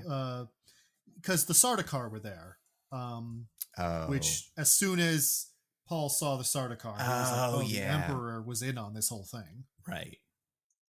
Arula didn't know, right? She like finds this out and it's like a big betrayal. Who didn't know? The I don't know her name. The Florence Pugh. Princess Irulan? Irulan, that's what it is, yeah. No, I'm pretty sure she knew. Oh, she did? Okay. Because she's talking to her dad about like, you got Paul, you had the Atreides killed, even though you liked them. What's up with that? Yeah, you're right. 7, Fremen have been doing resistance activities like this whole time. Mm-hmm. Paul is just joining and helping organize it. 8, Dave Bautista's name is Raban, or the Beast Raban. The Beast, yeah. Number 9, side note, this was not technically something you got wrong, but this is actually the Baron Harkonnen's plan the whole time, to have Raban fuck it up and then have Feyd-Rautha come in, take control of the situation, and earn a lot of goodwill that way. I did not realize that. Although it does make sense, because Raban does not seem good at this. Like, he doesn't seem like the leadership type. Not that Feyd-Rautha does either. But yeah, no. Harkonnen, the Baron puts Raban in charge with the expectation that he will fuck it up. That makes sense.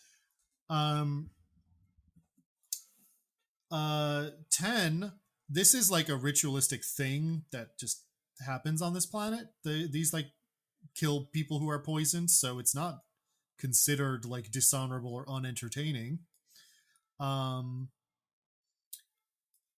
But just the mere fact that Feyd-Rautha had a real fight is like, you know, interesting and unexpected, which presumably is why the Baron did it here, like to test him or whatever. Right. In the book, the Baron actually wasn't involved with this at all. The old Atreides Mentat, Thufir Hawat, has been enslaved by him. He got him addicted to some drugs and has enslaved him, and he's working for them, but he's also secretly working against them. And one of the things he does is not poison this one guy. He learned that from his nephew, Willy Wonka. That's right. It's like, get the drugs going and they'll do whatever you want. Number 11, Lady Jessica goes south because it's getting more dangerous up north as Harkonnen reprisals get more violent. Right. And all the bombings. Well, the bombings haven't happened yet, I don't think. Bombings haven't happened yet. There's like one big bombing. I feel like there's probably other like reprisals. Yeah, they find and destroy Siege Tabor. Right. Okay. Yeah. Which is where they were living.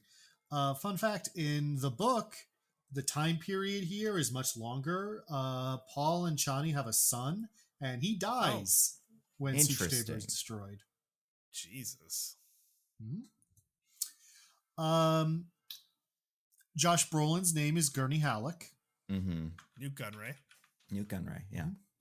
Number 13, Paul's dad hid the atomics there. Atomics are incredibly illegal, but every house has some as a last resort. Ah, okay. It's one of those like open secret things. It's like you're not supposed to have them, but everyone knows that everyone has some. Yeah, casual nukes, yeah. And he brought them. Yeah, he brought them there because this was supposed to be the new seat of his power. But then Paul wasn't like, we should check for these? Like, did anybody tell Paul that had they no idea might where exist? they were. Yeah, but he knew they would exist, but he had no idea where they were. I feel like I would expect there would be something where Paul would be like, we should check for those. They're somewhere, right? But I guess, like, I don't know. I guess my only problem with the atomics, they kind of come out of nowhere as like this thing we can use to kill the bad guy, like little Horcruxes. I forget if they talk about them in the first movie at all, but that's part of the reason why the Harkonnen attacks got to be like all at once, kill them all in a single night, like surprise attack, is because it doesn't give them any chance to use their atomics. Right, that makes sense. Which is a thing they talk about then. Number 14. In the book, Chani is a little upset, but ultimately accepting of Paul's political marriage to Princess Irulan. So this was a change thing. That she is really upset about it. And number 15, they use a couple of nukes to disrupt the shields, and then the actual fighting is all with conventional tactics. Yeah. Okay. That makes sense. Right, because in Dune they have these like awesome special shields that ignore kinetic energy or whatever. They complete like regular bullets just completely don't work. They cancel them out. Only things that are moving slow can get through them, which is why like knives and swords are back in style. Yeah. And that little bug thing from the first movie. Yeah. Yeah. Also, part of what makes Arrakis such a dangerous planet is you can't use shields on it. The way that they work is like with a lot of vibrations, which means if you're on the sand and you turn on a shield, you like instantly alert all worms in a 1,000,000-mile radius. Interesting. That makes sense. Okay. That's why in that beginning scene, all the Harkonnen guys are like, "Don't turn on your shields, idiots!" Right. Yeah, I do feel like, yeah, that makes sense. But overall, 15 corrections, and a lot of them were book things, so I think DJ did A-okay. And they were like pretty nitpicky. I didn't miss any like giant details of the book, so I'm actually I told you, I don't think this is actually a very hard summary because the actual A to B of what's happening is fairly straightforward. It's a very visual movie. Yeah, it's true. And it's very like internal to the character motivations also. Yeah, that's true. Yeah. Yeah. Interesting. I do want to get at this before we hit the wheel. Oh, so, you did also miss a Bene Gesserit fucks the shit out of Feyd-Rautha. Hell so yeah. that she can have his child to right. preserve the bloodline. Yeah, So that was important. cool. Oh, is that why she's doing it? Oh, okay. I assumed it was to trick him into doing what she wanted, which was go do all this bullshit. No, they Arrakis. don't know how to do sex magic for a couple books more. I mean, not even sex magic, just like sex magic being have sex with someone and they go, hey, you know what you should do? And then he goes, that is a good idea, actually. That was all I expected happened. Spoilers for the book series. A few books later, they will know literal sex magic where with subtle vibrations of the vagina, they can make you do whatever they want by having sex with you. Gross. All right, listen, I've changed my mind. This movie's great. We need 5 more of them. However many it takes for that. I think it's probably going to be more than 5, but I also think the people will know that that's where we're going with these. They'll rally behind the Dune franchise because, yeah, that's pretty cool. There's also Duncan Idaho, Mr. Jason Momoa comes back because he is the sex battler who could do sex battle with the sex witches and thwart their evil powers. Right, and he's Lobo in this one, right? He's not. Yes, they changed it. That's smart. That is funny. I think that is probably how they sold him on these movies. They were like, Jason Momoa, you get to be the guy who dies, but then comes back to do sex, save everybody from the sex monsters because you're so good at sex. He's like, hell yeah, I was going to do that in this other movie, Fast and Furious, but now I'll do it in Dune instead. Oh my god. And then Vin Diesel was like, wait, then the movie will be boring. I'm like, too late. Oh, fuck. So Sorry, bro. anyway, you guys, that came out last year. Remember that movie?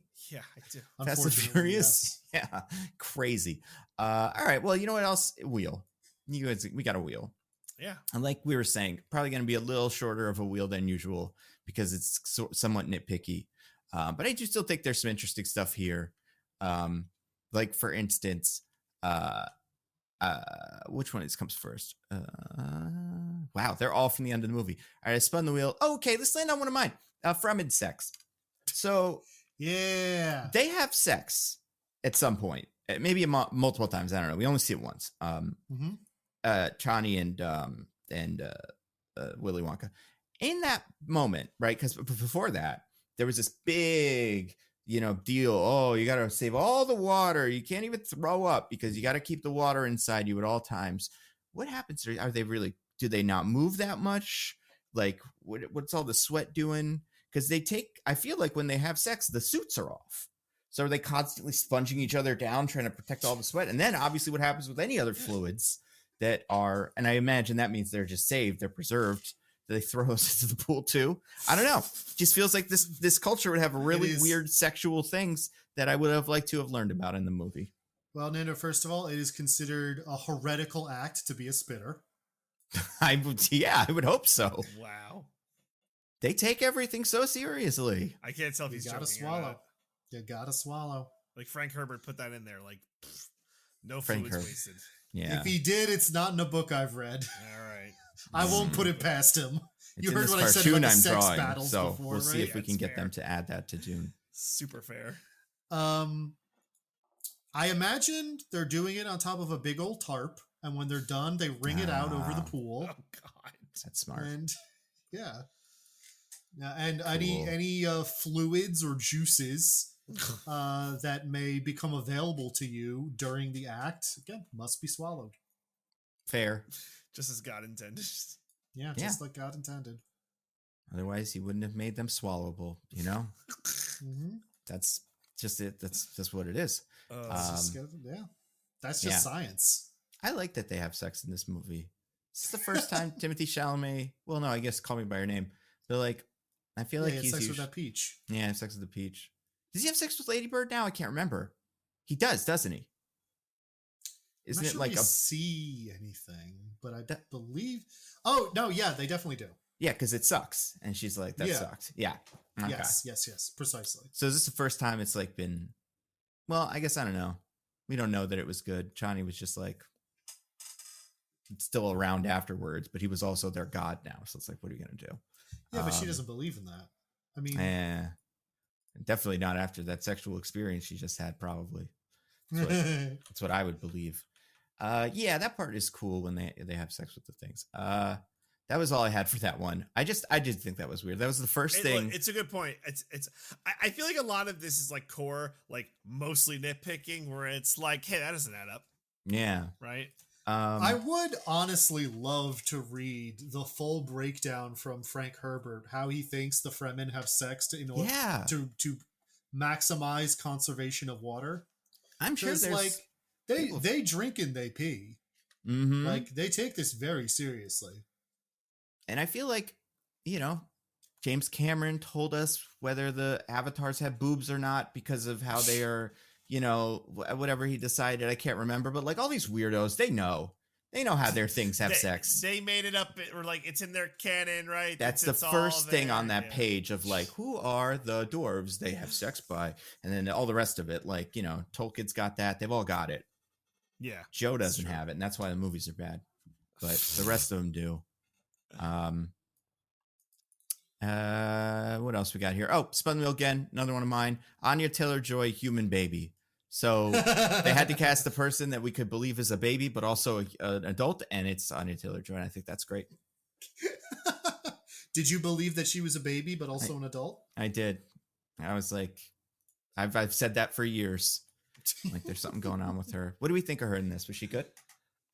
That's impossible to judge. I feel she's barely in it. Yeah. I mean, it's weird that she's in it, kind of. But like, so from what I understand about that character in the book, she gets born during the events of the book. Yes. So she, like I said, uh, uh, this time period of Paul and Jessica being with the Fremen before everything comes to a head in the book is years long. Right. So Aaliyah, which is the daughter's name, Named is after born. the musician, of course. That's right. Mm-hmm. And by the ending events is like a toddler. Yeah. But she's one of those creepy toddlers who like speaks in full sentences and acts like an adult because of the water of life. Yeah, they should have borrowed that baby from Twilight. Remember that? They had like the weird Yeah. baby that aged up way too fast. I think this is why they do not do this thing, is because no one can ever take an adult talking toddler seriously. Tell the Boss Baby that. I mean, tell Christopher Walken that, because he was in Boss Baby too. That's an adult talking baby, which is completely different. Oh, yeah, that's true. What else about her? So we think she's going to be in the next one, I would assume. Do you think they're going to do they age her up to magically? Like, is she going to age to, whatever, 25? I haven't read the other two books in the trilogy, so I don't know exactly how it works time-wise. That's cool. I would imagine some amount of aging up is going to happen. Yeah. I imagine some amount of being born is going to happen. It's important. Oh God. Imagine the fluid conservation with that has got to be just a disaster. I feel like for that, you just do it in the pool, right? I don't know. That pool looks like it has not had that done in it in a while. There's more Fremen than I think that pool would suggest, but that's a good point. Maybe. I don't know. I always think that's so weird, but then people do it, It was like getting births in like a bathtub. Oh yeah. Maybe it's cool. I don't know. It's supposed to be like more natural or whatever. Right. It's one of those things that people are like, it's more natural. But then a lot of the people saying that are like people that I'm like, you have a lot of crystals though, right? Like, what are we talking about here? So I never know. I mean, it is more natural in the sense that for most of human history, it's more like the way we were doing it. I don't think that automatically makes it better. Yeah, that's true. So yeah, whatever I say. Anya Taylor-Joy, yeah, she's in this. This movie does have all the hot young actors, though. Now I'm thinking about it. Oh yeah, it's a good looking cast. It's a good looking. Did you know that was Anya Taylor-Joy before she showed up in his vision? I heard a lot of people saying she was in the movie as spoiler character. They didn't say what she was, but I was like, oh, she's probably a baby or something. So I was guessing. What about you, DJ, who didn't know Anya Taylor-Joy was in the movie? Even you know the answer. I'm learning this right now, so I guess she's gonna be. So you're telling me the third movie? You looked at a few seconds of screen time. That was literally nothing but Anya Taylor-Joy's very distinctive face looking directly at you, and you were like, "I wonder who that is." I have a confession to make. He's got another confession to make. I fell asleep. He fell asleep. I can. I'm not surprised. Honestly, Dune's like one of those movies where I'm like, you're not alone. A lot of people probably fell asleep. I'm so convinced that this thing happened when I was asleep, because there's a time between they're in the Fremen camp and everything's good until Josh Brolin shows up that I was just out. So that must have happened during that DJ, point. I have great news for you. Yeah. He has that vision when he has the water of life. That's true. Yeah, that is after that.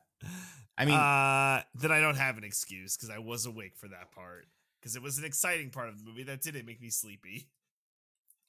Yeah, I mean, listen, it's a long movie. Do you think, were you in your brain it's not long enough, some people say. I mean, some people do say that.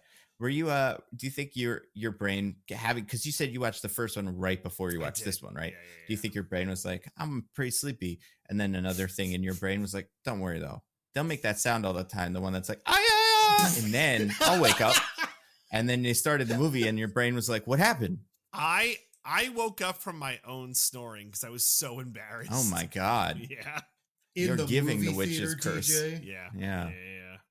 Yeah. Wow. You know when you're like not quite asleep, a little asleep, and then like you might like do a snore, and then you're like, oh my god. For sure. Oh yeah, by the way, Nando gave me a little witch's curse for my viewing experience. Yeah. What happened? I mean, I got some witch's curse too, in that I was not able to get to the theater because the PATH train shut down. But Nando and I were supposed to see this one together, actually. Yeah. Oh. Cool. We had made plans, but he was not able to make it into the city, so I ended up seeing it by myself. But when the movie started, all the audio was like distorted in a way where all the like sound effects and background music had this like weird distortion effect on it. Oh. And the dialogue was really, really quiet to the point where you basically couldn't hear it. Just as Denny intended. But the thing is, it starts with like a bunch of visions in quick succession. Sure. While Princess Irulan is monologuing over it. Right. But if you don't hear that monologue, you're like, this weird distortion sound and these weird visions. This could be the movie. Mm-hmm. Wow. That's why movies should not be artistic, you know? So for a minute or two, we're all in the theater like, is this is this broken or is this what it's supposed to be? That's amazing. Oh my god. But then once there were people on screen talking and like nothing was coming out, then we were like, uh-oh. That's awesome. Oh wow. So they had to stop the movie. Damn. Just leave it frozen on a couple of Harkonnens checking out the dead body. And then fix the audio and restart it. So your witch's curse was full blown like technical malfunction. Yeah. Although they did fix it and they replayed it and it was fine. Okay. How were the people at your guys' theaters, by the way? Because this was one of the first movies that's I've been to a theater with people in it. This theater was packed. It was full. Nando, I refunded the tickets that I had gotten for you and Hannah. And by the time the movie started, someone had bought them and was sitting next to me. That's nuts. I was kind of hoping in my little heart of hearts that you couldn't refund them because I would have paid you back for them. But then you would have just had 3 seats for Dune and something like, who is this guy buying 3 seats in a movie theater for a I was sitting in the middle seat, living large. Yeah, when a couple comes up to me and are like, I think you're in our seat. And I'm like, that can't be true. So my theater was also packed. I somehow got half kind of witch's curse, half like witch's blessing. So I was there by myself. The seat next to me was open. So full coats in there, like no problem. Like one of the seats was open next to me. I'm still like, this is amazing. I guess someone didn't want to take the solo seat and be next to me because I had like the pair, but I just took one of them. So I guess someone else didn't want to be solo. Whatever. They could see the visible stink lines coming off of the seat that you bought, and they were like, no, thank you. I mean, I was snoring and farting a lot, so that makes sense. That's true, yeah. They did a spice vision to know that would happen. Behind me at my like 4 o'clock, there was like these fucking teenagers who were insane during the trailers, which is not a crime because sometimes people are insane and they're good. Trailers Get it out are of your Wild system. West. That's totally fine. Yeah. But they were being little shits at the start, and they're like laughing and doing their fucking TikToks. And at one point, I was just like, I did the big like. You did the voice. I did. Yeah, you used the voice. And then there was like another shush, and then they were like mostly good for the rest of the movie, aside from like literally 2 outbursts for the rest of like the 2.5 hours. So I'm like, you know what? They just need to get out their jollies, and they heard the shush, and they were good. So that really wasn't that much of a disturbance because they weren't acting up like the entire movie. There were just like a couple times, but like in my head, I'm like, why are you here? Yeah. There's no way you give a fuck about Dune. Is it because of Zendaya? Does she have that much pull? Oh yeah. Like people love Dune, DJ. These teens did not love Dune, Diggins. I'm sorry. They were like cooler than I was. Like they just like could not. No way. Sure. That's so hard, especially for teens. They remember. Yeah. They remember all of the names from characters for all the movies. Oh my god, ever. Yeah. All the way back to the Goonies. Oh my god, yeah. A movie that was made like 30 years before they were born. Yeah, that's how cool they are. They're pretty cool. So it's not bad. Is the movie theater you went to in a mall? Yeah, it is. Yeah. So that's, I think, what my experience, a lot of my bad experiences with movies have been kids at the mall.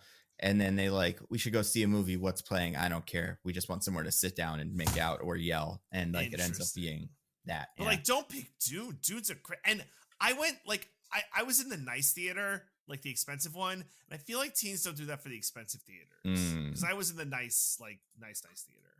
Yeah. The ones that make you sleepy because they're so comfy. Right. It has to happen. Yeah, I would say, I think my experience for this one was okay, but we went pretty late. So the, like we went to like, I don't know, 10:30 or something like that on a Sunday. So our theater was close to empty. And that was nice.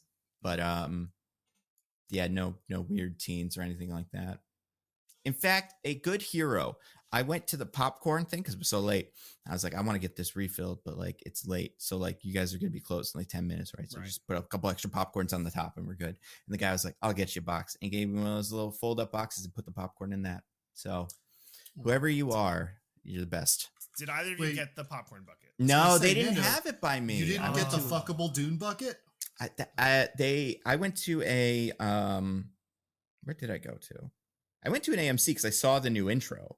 So I don't know, is that where the popcorn bucket is, or is it in Regal?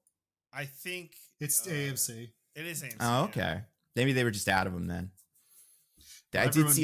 Everyone wants to fuck the bucket.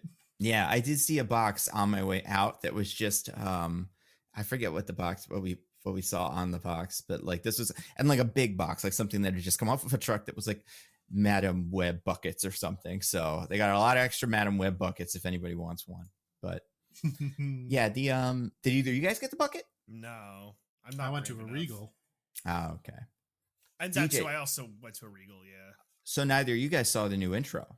Correct. It's a travesty. I don't know what magic is made of or whatever. It's not in there anymore. It's so I was confused because I was like, I hear they did a new intro, and I whispered that to Hannah as it started, and then it starts and it's the same intro, but they've just shortened it, cut out some lines. So Heartbreak Feels Good in Place Like This is not there. And they changed some of the movies she's watching. I can't remember which ones they are, but they're equally kind of silly, where it's like, come on, Jurassic World. I don't remember what they were. It's Madam Web. Yeah, right. Madam Web, Argyle, the Whirlybird, all that stuff. But yeah, it was interesting. Well, guys, I just want you to know I am about to start an intergalactic holy war to restore Heartbreak. Somehow Heartbreak Feels Good in a place like this, because this is unacceptable. Yeah. The AMC executives must answer for this. Like, honestly, if it's not going to be long, just don't do it. Like, I don't know. It feels like cutting it down. If this was the only one, I'd be fine with it. But cutting it down, it doesn't feel right. That being said, you know, it would have been funny if they had to read those lines, you know, say, hey, you guys and stuff. That would have been cool. I think we suggested that at one point. But they didn't listen. It's weird, too, because she's still wearing the whole thing.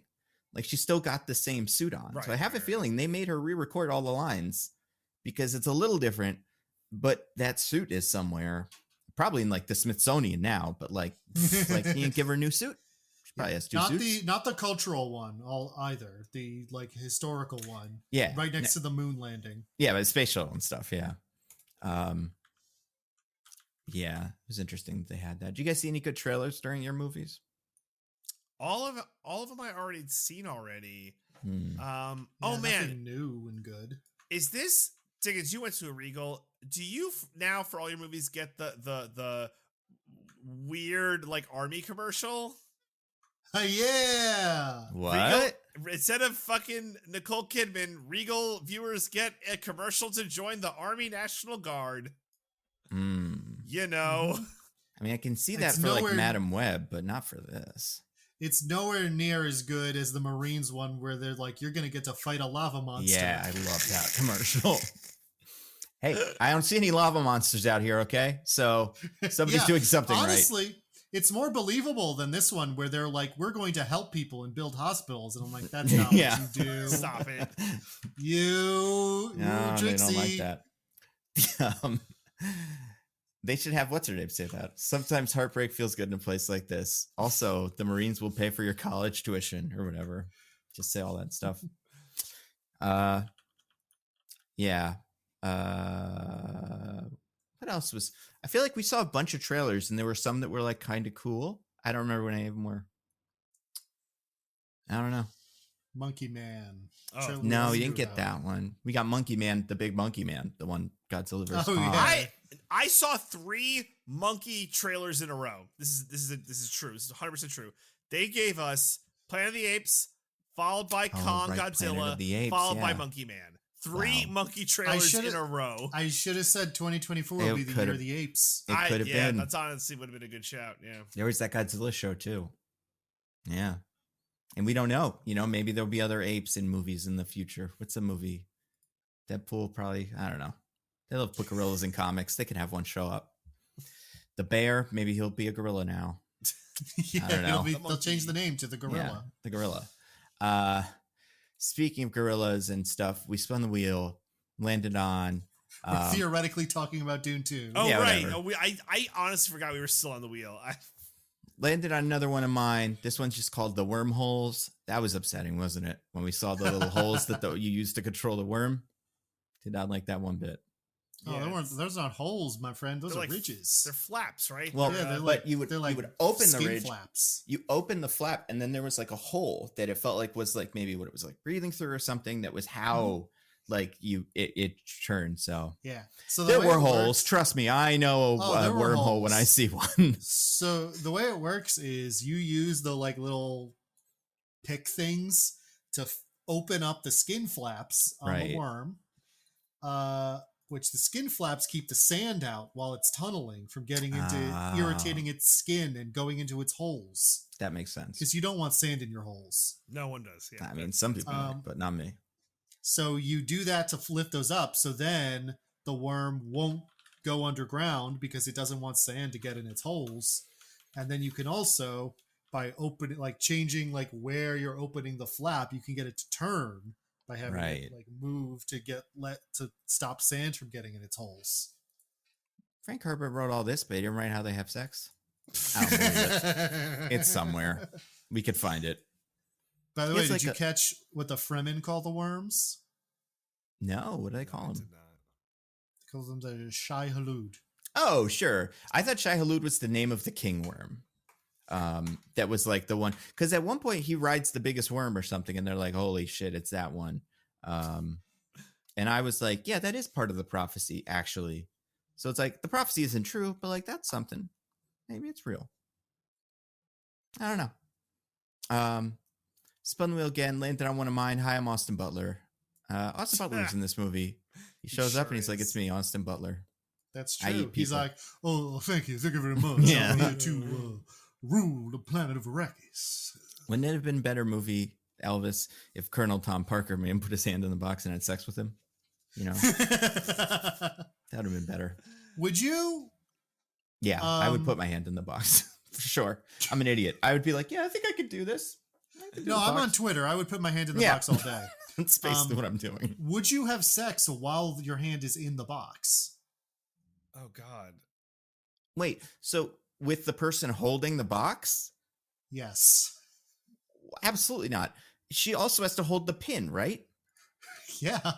She's dropping that box or something, unless this is going really badly. Yeah. I don't think I'm gonna. And maybe if she drops the box, then everything's okay. Like, you know, but I don't know. All It right. doesn't seem Let's like say it's a good your arm situation. and the box are like tied down to a table, and your arm will be in the box for as long as you're having sex. Okay. Do you agree to it? Not if I'm Austin Butler, you know. In this movie, he's got like his like harem of ladies. I don't know. I mean, seems like he likes this one because she's like says no to him and whatever, and that's like, ooh, she's edgy. And she's using the voice. She's using the voice. She's like Sadu. You know, That she's also got all. helps a She's lot, got it all yeah. on her side. She's James Bond is not in these anymore. Remember when she was James Bond's girlfriend? And you're Yeah. like, what is he like 50? So weird. Yeah. And in that one movie, she put her hand to her stomach, and I was like, she's pregnant. And you two were like, that's crazy. You're not Yep. right about that. And then who was right about it? Yeah, no, Yeah. never underestimate the James Bond movies' the weirdness that can be ability to inside do the this, wrong, thing. Although they still haven't cast a new James Bond. Should be that little boy. They'll make it Cillian Murphy because he's now going to be all the hotness. That'd be funny. We can't have an Irish James Bond, DJ. Oh, yeah. That would be amazing. Not again, because we had that one. Had one. That and he was was a joke. the one we all hate. And he was cool. Anyway, Sex with the Box. The one we all hate is George Lazenby, Nando. Come on. That's true. I mean, Sean Connery's done some things, but as far as James Bondingness is concerned, definitely Lazenby probably. Who's the other one? Timothy Roger Dalton. No, we love Moore him. And Timothy Dalton. Yeah, so Lazenby's the least cool. Well, I've heard his movie's good. I've never seen it. Lazenby's? Yeah. I don't remember if I've seen it or not. I watched the Bond movies a long time ago. Yeah. They all kind of blend together for me, especially ones from before I was born. But where was I going with this? Oh, yeah, Austin Butler. Oh, yeah, so the box. Yes, absolutely. I probably would. I mean, I think I could be convinced. I think, first of all, someone would be like, there's pain in this box. And I'd be like, well, not really, though, right? Like, what is it? Like a scorpion or something? Like, I'll be okay. This is a weird, not like a nitpick, but this was like a note that Michelle had from the first Dune because we were watching it. And she's like, I wish I knew what was going on with the box. Yeah. Like, I get that he's acting and like it's painful, but I want to exactly know what the box feels like. Oh, I was going to say, there's no like thing in the box. It's just directly stimulating his nerves. Right. Yeah. But like, what is the feeling, right? Like in a more direct way. I don't know. So what you're saying is Michelle would put her hand in the box. Oh, fuck yes. Like, would she put her hand in the box while the two of you are making Jackson 2 the Squeakquel? I don't think it would be in the box for me, but like, I think there's like, if it was like Rhea Ripley, 100%. I think she would do it for like Rhea Ripley. I forget if you're trying to not say your son's name on the podcast. So if you are, please bleep that. His name is like Floyd Rothla or whatever. Yeah. DJ named him after Sting's guy from Dune. Very upset when he turned out to be a bald freak in this movie. No, it's fine. Well, like, everything's out there and it doesn't. Yeah. You went online and were like, what is the whitest person that could possibly exist? I want the whitest name because I'm the whitest man. It was like, well, in history, there's a man made of pure porcelain ivory, skin. Apparently they filmed that on like a cool IMAX camera or something. They did weird shit to film that scene. Make him look all white. Like the Harkonnen planet with the black sun? Yeah. I thought that looked pretty neato. Me too. I like that. I liked Austin Butler's performance in this movie. It was very unhinged in a way that I thought was fun. Yeah, I think he was good. I think my only problem with him, and I've heard other people say this, is like I wish he showed up earlier or something. Because like Paul, right? His name's Paul, the main guy. Timothy Chalamet. Yeah, his name is Paul. Wonka goes and fights him, and he's like, or Muad'Dib, if you prefer to use his Fremen name. That's fair. So Paul shows up, fights him, and they just is like, "Hi, you must be what's his name? Nice to meet you. Like we don't know each other. Have any interesting beef? You didn't kill my dad. You're just some guy." So I don't, I understand that criticism, but it seems like that's more of a book thing. Feyd-Rautha is in the book for a lot longer. Like he's in there almost from the beginning, but only in Baron Harkonnen scenes. They don't meet until that point. Yeah, I feel like if anything, what you'd expect for a story like that is more building up of like this, like there's a sick warrior out there, and Floyd Roth was like, "Fuck that," and then everybody's telling like, "What's his name?" Like they've got a sick warrior in charge now, and Timothy Chalamet's like, "I'm scared of that," but I don't know, whatever. He's really good at knife fights, so they do a lot of knife fights in this movie. Speaking of that, I spun the wheel again. This one is one of Diggins's. This is Cucking for Galactic Peace, a spin-off of the box sex thing. Do you want to explain this? So, in the book, Lea Seydoux' character is there and has sex with Feyd-Rautha to preserve his precious jism in a future generation. Because the Bene Gesserit's whole thing is they've like carefully they're what do you call it when the thing they called Nazis before Nazis existed? Germans. Socialists. Wow, DJ. Looks like you're angling for a spot on that Joe Rogan podcast. Yeah, you want to be in the I mean, listen, I feel like what did they call it? I don't know, like eugenicists or something? Yes, Like, eugenicists. oh, okay, yeah. I wasn't sure if there was like a word that the Nazis that were, was their like little prequel name that before they actually did Nazi stuff. No, I meant eugenicists. Yeah. Okay. The Bene Gesserit are eugenicists. They've been carefully cultivating bloodlines for thousands of years to create the Kwisatz Haderach. And now that Paul's going rogue, they need a backup. So they need Feyd-Rautha's precious jism. Ah, that makes sense. For his bloodline. Anyway, but instead of a bunch of other Bene Gesserit being there for her to discuss the plan with and like plan out how she's going to seduce him, instead it's her husband. Nice. Hell yeah. He's just hanging out there, like talking about how he's going to get cucked. You want me to hold the box, sweetie? I can be useful. It does get to a point where he's like, listen, I agreed to this and we're going to go through with it, but can we please stop talking about it? Yeah. It's pretty good. It's pretty good.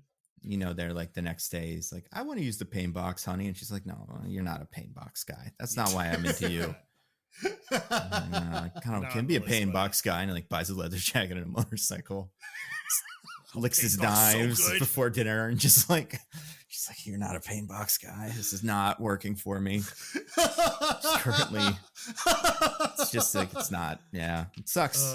It's tough to come back from that. Some of us are the Marion type and some of us are the pain box type. Yep. True. If you you're honest with yourself, then you're gonna do great. Who's crushing it in this movie? Is there any character who you're like they're having a great time? Not really, right? Everybody's great time is tough. Yeah, pretty bummed. Less somber in his. I mean, Stilgar's got to be feeling amazing. Yeah, that's true. Yeah, you know what? Josh Brolin's also probably feeling awesome for having survived the thing and killed this guy and just not be dead. Yeah, probably you left out that Gurney Halleck kills Raban. Yeah, that's true. That's real fast, so it's easy to miss. Yeah. And that's Thanos killing Drax the Destroyer. Isn't that interesting? Yeah. Makes you think. Makes you think. Speaking of Marvel people, I spun the wheel again. Florence Pugh's shiny hat. I liked her little hat. This is cool. I love a good fancy hat. Yeah. Any easy way to spice up a costume in like a fantasy sci-fi thing, give him a hat. Give him a nice hat. Yep. Especially that's like, I was gonna say like futuristic, but also old school or whatever. That's pretty cool. Like medieval. I was gonna say, especially a weird hat. Yeah. That weird. Like a hat where you're like, how's that person even wearing that? Exactly. She's got to be getting her eyeballs poked out all the time. Maybe not. Very, very careful. I like when she has the little chains in front of it too. That's a cool look. Someone pointed this out, but like Paul Atreides probably has never seen this character before, right? No, definitely not. You think he could believe his luck? It turned out it was Florence Pugh. Yeah, right. Like, just could have been so much worse. Like she walks into the room and he's just like, oh, whew. Oh my god, yeah, that's awesome. And then he looks over at Johnny and he's like, I mean, this is gonna be tough. No, I'm so mad. Like, geez, this is gonna be a real hardship. If I didn't want to do a space genocide, I guess I gotta, because we said we would. So whatever, you agreed before, so this is all cool. But yeah, I think Florence Pugh is fine in this. I've heard that she's like in it more in the next one, right? Like she's a big player in this, I assume. Yeah, I mean, in the book, like she literally doesn't show up until that last scene. Although every chapter starts with writings she will have done in the future about like writing a biography of Paul. It's good to do. Somebody's gotta. Spun the wheel again. One of DJ's Worm Caravan. So this is very silly. No, we had this talk on the way home too. We were also curious about this. Yeah, so the very big lead up to Paul being able to ride a worm, right? Because it's, I think it's the last step to him being like officially Fremen, like he gets to ride a worm. And it happens and it's great, and it's like, wow, that's impressive, and it makes sense and cool. You could ride a worm. This escalates to when they have to get the Reverend Mother to the south. It's Very like, well, good. how are we gonna do it? Well, let's just call a worm taxi. Yep. It gets to a point where there's a lot of Fremen on worms, and there's also little huts on the Mhm. worms to like transport people. And it's like, explain that one to me, guys. How the fuck did you pull that off? They chucked her on. That's why they keep needing new revenant mothers. They keep dropping them off the worms. She Raises seemed so many old, but she had questions. actually just fallen off a worm. I don't know. Every Fremen warrior has to learn to ride the worm. Like, that's not just like a Paul thing. They all had to do that. So they all know how to summon and ride worms. Including Lady Jessica?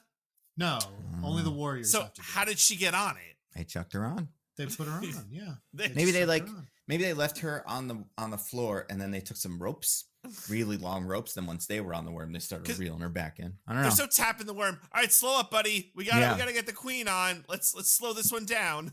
Like, I think, I forget if they show this or not. I think it's literally like you put it far enough back from where you summon that as it rises up, the thing just ends up on its back. I mean, that makes sense. We definitely don't see that. I would like to have seen that because we just see them all on the worm like it's a subway. Like these guys are standing there reading their phone. It's like, man. I thought these were like horses or Listen, something, but I guess the they're first- also trucks. The first 2 or 3 times that you ride a worm, it's like crazy and exhilarating. By like the 50th time, it's work. You know, you're taking your morning commute. Yeah. Like, oh, I missed the 10:15 worm. gotta find a worm again. Wait for the 10:20 worm. Yep. I mean, you know, the human mind can get used to anything. Absolutely. That's true. Including, I spun the wheel again, evil Gatorade. Evil blue Gatorade in this. So just Gatorade. Yeah, just Gatorade. Well, a blue Gatorade, yeah, which is evil. Gatorade instead of the like teal Gatorade, Arctic Freeze or whatever, which is the good one. The true Gatorade. Yeah. Yep. I don't know. I don't know how I feel about the evil Gatorade as a part of this movie. Because it really is this ultimate cheat code to turn Paul into evil. And I was like, I thought he was just gonna be evil, but you tricked him into drinking the Gatorade. All right. They didn't trick him. He agreed. He decided he was going to drink the Gatorade. I guess so, but it didn't like he was already on the track like that. I guess my question is, why does he drink the Gatorade? The Gatorade makes him much better at seeing the future and predicting it. So he needs to drink it in order to have the precognitive abilities he'll need to pull off his plan. Interesting. Okay. So that's why he drinks it. Okay. I'll accept that. Would you guys drink the Gatorade?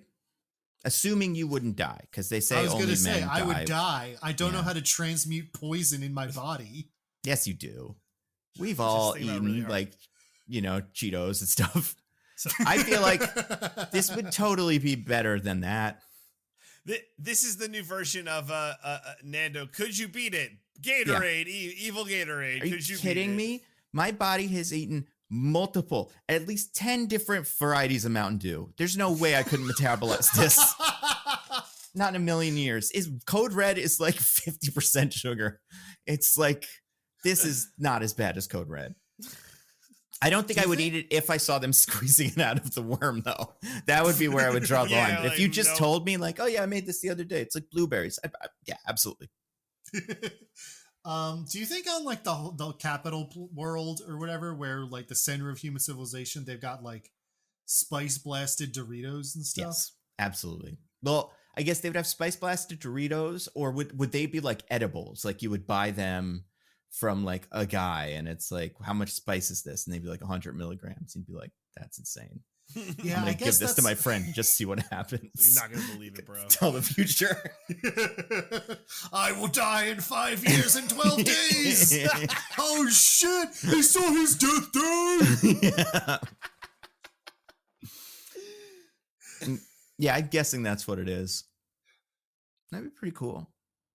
Yeah, I guess on the Empire homeworld it would be that, and then on the Fremen, when the Fremen make their own paradise, instead of having to live in the harsh desert, they'll invent spice blasted Doritos. Yeah, that's true. Because they just eat spice for every meal.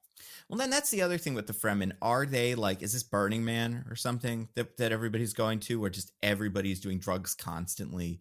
Like if I showed up there, would I be like, we got to tone it down a little bit here. I can't even focus on what you guys are saying. I'm going to fall on the ground and die with my tongue out. In lieu of answering that question, I will state a fact for you. The movie did cut out the mass celebratory orgy when Jessica is made Reverend Mother. Get out of here. These really... Cowards. What are they doing? Cowards upon cowards. This is what we go to the movies for. This is the magic that Nicole Kidman is watching. Right, yeah. Creed or whatever. Yeah, like it's first it, now this. Yeah. The people demand their orgies. Exactly. Oh man, yeah. When you said it, I was like, it being this, but yeah, you're right. There was orgy in that and they cut it out. And like this was like an adult orgy. So that's like a very acceptable orgy as far as I'm concerned. Very real. We didn't even watch the Austin Butler orgy. Man. They's got him. Now I'm like, with his freaky concubines who eat people. Yeah. I like it when movies are really good and stuff, but I'm also okay. Like, because I'm sure in 20 years, there'll be something where some director's like, we should remake Dune. And everybody's like, why? You made it perfect the first time. And I'll say, almost perfect. we have some improvements we can make. Yeah, we've got to get Gen Z reused to sex scenes. Yes, exactly. They've grown up in our weird sexless world, and now they're weird about it. Mm-hmm. So this is a Warner Brothers produced movie. They did the Snyder exclusive cut on Max. Maybe we need to do an exclusive cut with all the orgies. Release the villain with just intercut with some just porn or something. Because they didn't film it, but we'll be like, or maybe that is what Tim Blake Nelson is. Maybe he's like the fluffer of the Dune community. All right, everybody, I'm ready. And then they were like, we're taking that out, sir. This is the best thing I've ever done. Now I have to go be the Hulk or something? Fuck this. I'm done with acting. Yeah, He's like the minder for the Fremen drug fueled orgies. Yeah. He's the one who's there to make sure you don't choke on your tongue. Mm-hmm. Oh my God. It's bullshit. Oh man. Yeah, they should put him in. Oh my God. Yeah, just a cave full of naked, writhing bodies, and then in the corner, Tim Blake Nelson reading a newspaper. Like, yeah. All right, keep it safe out there, fellas. He's like a good guy too. Like, I feel like he's not like trustworthy. I guess not in those Hulk movies, but no. He feels like you could, if you had asked him, "Hey, we're doing an orgy. Would you just keep an eye on all of us?" I think you'd do it. Trustworthy. He seems like a nice guy. Seems pretty down to earth. Yeah, I like him in Kimmy Schmidt. Down to Arrakis. That's right. Down to Dune. Down to Erection. Erectus. That's what we'll call the movie. There it is. Nailed it. I spun the wheel. There's only one more thing on the wheel. It's the same thing twice. This one just says, "Speak without rhythm, and you won't attract the worm." That's the best name for it. But what is the? Is there another actor in this movie that we haven't really talked about yet, who may be just someone who may have played one Max Shrek? Max Shrek, that's movie? right. May have played that. May have played King Louis in the Jungle Book movie. That's right. Who could we possibly be referring to? I mean, I personally, when I thought of this, Hunter. When I thought of this game, I was like, well, obviously everybody knows what his character's name is in Catch Me If You Can, because they say it a billion times. And I was like, that means everybody can do it because he's Frank Abagnale. And like, Frank Abagnale. It's yeah, but no, whatever. Frank Abagnale Sr. Well, he's Frank Abagnale, and there's Frank Abagnale Jr. So that's why I'm feeling like you hear the name twice as much because there's two Frank Abagnales. But I guess that's not where everybody is on this one. What's his character's name in this? Emperor Shaddam IV. He does not look like a Shaddam IV. What does he look like to you? Christopher Walken in a little hat or whatever, a little space robe. He looks like Christopher Walken doing the year 2000 bit on Conan O'Brien, like where they just put on a little robe and pretend to be in space. What if they came out and it was like, now presenting Emperor Walken the 87th? Mm-hmm. It's like, this is Christopher Walken's like descendant. Mm-hmm. I mean, every descendant of Christopher Walken better look like Christopher Walken. Do you know what his kids look like? Does he have kids? Do we know what they look like? Maybe. Let's see. Oh, I'm sure Christopher Walken has sown some wild oats. God, I don't know. I mean, I Googled Wow. Christopher Walken kids. They have no children. Wow. He's been married to Georgianne Walken since, born, not her name's, well, I mean, it is now, since 1969. Yes. I know how marriage works. It said, okay, so here's what I read, culture. and I was like, what the fuck does that mean? It reads, Walken has been married to Georgianne Walken, and then in parentheses, born Thawne. And I read that as Thor. And then I was like, she was born, her name used to be Thor? And then I realized, like, oh, her name was Georgianne Thawne. Anyway, they've been married since 1969. She's a casting director, most notably for The Sopranos. They live in Connecticut and have no children. Walken has stated in interviews that not having children is one of the reasons he had such a prolific career. Yeah, man. Wow. And look what happens when you have kids. Look what we learned from Dune. Not good stuff. But yeah, he was the Seth Rogen of his time. Yeah, he was. They get along great. He probably goes over, gets naked, and watches cartoons with them every Saturday. He's got a standing invite at the Rogan house. It's so funny. So we'll never know what a little Christopher Walken baby will look like. Yeah, I guess we're not. less off for it. We're less off for it. Also, he and his wife have been together for 55 years. Way to go. Everyone just give Christopher Walken a hand. That is a solid track record. And I mean, like, yeah, that's pretty cool. He's in Severance too, which I also like. So a lot of great stuff going on with Christopher Walken said these his days. character's name in Severance. I forgot what that was, and I liked Severance, so I did not expect DJ to remember it. DJ, have you watched Severance? I can't remember. Yeah, and I love it, and I don't remember. I think Adam Scott's character's name is Kevin. I think that's right. I'm almost positive that's not correct. He probably plays Ben because he plays Ben in everything. He is. That would be smart for them to do for us, for our purposes. I remember the woman's name she has a name that's pretty distinct because they say it a lot. Adam Scott is Mark. Okay. I was close. I was pretty close. Oh, what is the woman's name? It's like Holly or something like that. Yes, that's right. Look at Diggins just knowing names. Yeah. So good. Well, I had the cast list up already. Look at Diggins finding the cast list. So good. But yeah, Christopher Walken's in this. It's been a while since I've seen him in a movie, you know? Well, he's 80. Yeah, no, it's fine. Yeah, this is like interesting. Just interesting to see him. He feels like a guy from the 90s. Well, much like myself, he was alive then. And he was crushing it. He was in Batman movies and stuff. Yeah, as Max Schreck. Yeah. A really memorable character name that I don't think anyone could ever forget. Honestly. Ever. Now, the last movie he was in, because he's done TV, obviously, like we said, he's in Severance, and he was in a show called The Outlaws, which I haven't seen. He is also in that movie Wild Mountain Time. I think that's a sign that we have to do Wild Mountain Time soon. I said I've seen the first half of this movie. I can't even remember where he is in it, but I believe that he is. I liked him in this enough. He was okay. I mean, it's a pretty small role, all things considered. Do much, yeah. So it's like I feel like it could have been anyone, but just having it be Christopher Walken is very like, hey, Leo pointing at the screen. Yeah, yeah, really is. And he's one of those actors that's like, I'll never not see Christopher Walken. You really got to dress him up to make him look like a character. But seems like he was having fun. Yeah. Good for him. Is he supposed to be Florence Pugh's dad or like grandfather? Dad. Yeah. He's like 100 though, right? Like, and she's 30. Oh yeah. It's that doesn't track as much as It's like Al Pacino and his 1-year-old stuff. No, I was gonna say De Niro being like the uncle in Killers. Like it just absolutely he was not. That old. Yeah. He was not that old. I mean, listen, men, unless things are going really bad, never become unable to have children. Mm-hmm. Yeah. And he's an emperor. You can't say no to him. That's true. True. Yeah, he's like president of the galaxy and stuff or something. It's pretty good. Yeah. Also, people live longer, so she might actually be older than she looks. That's true. Or maybe Spice ages you really badly, and he's like in his 50s, and it's like if you did a lot of like certain drugs in the 80s, and it's like, man, that person. Yeah, he's actually No. like 50. Yeah.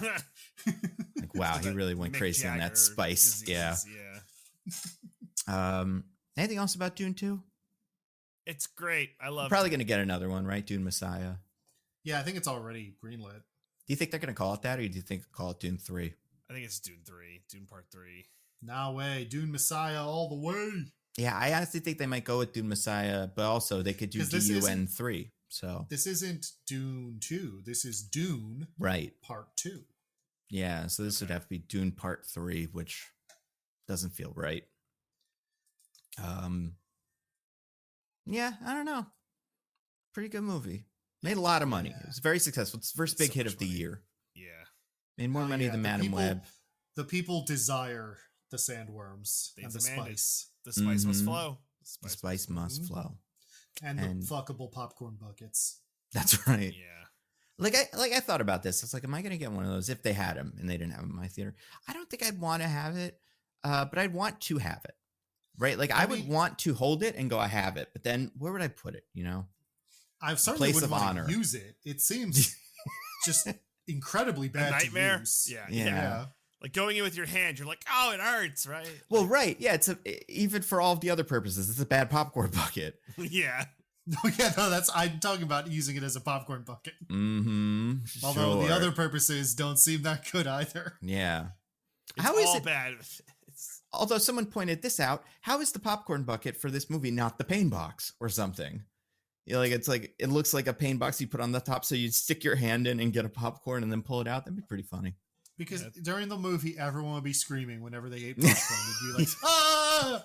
Might as well already be doing it. Some of the movie theaters I've been to, like kids playing with your goddamn pain box. Get that out of your system. I mean, trailers. Yeah, I think this is the real pain box. Am I right? Those dang millennials on their Those dang phone, on their dang pain boxes. Yeah, the 5,000th millennium. Yeah.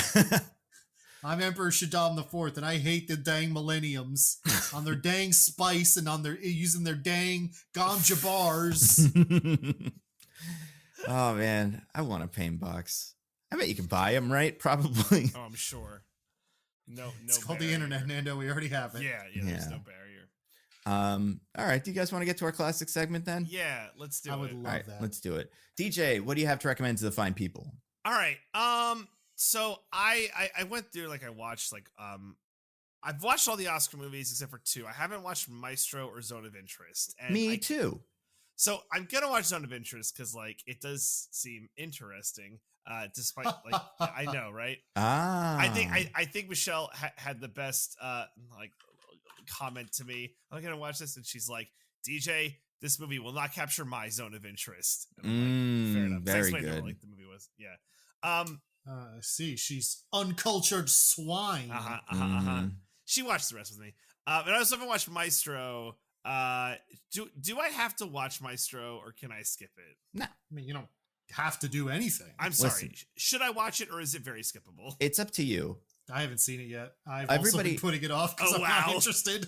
Everybody I know I have that's till seen it Sunday. says it's fine, but not very good. Okay. But also, I think it is better, in my opinion, to skip at least one Oscar movie that is undeserving of being up there. Like That's fair. this idea of we got to watch all of them. It's like you didn't earn that, Maestro, by being a musical biopic. Absolutely not. Counterpoint. And, I got a 4-hour flight tomorrow. So There's 4 hours of Halo waiting for you on that flight. I think. So you'll have 5 hours, maybe even. A smooth transition into Nando's rec. Yeah, re-recommending right, double Halo. Watch it again, everybody.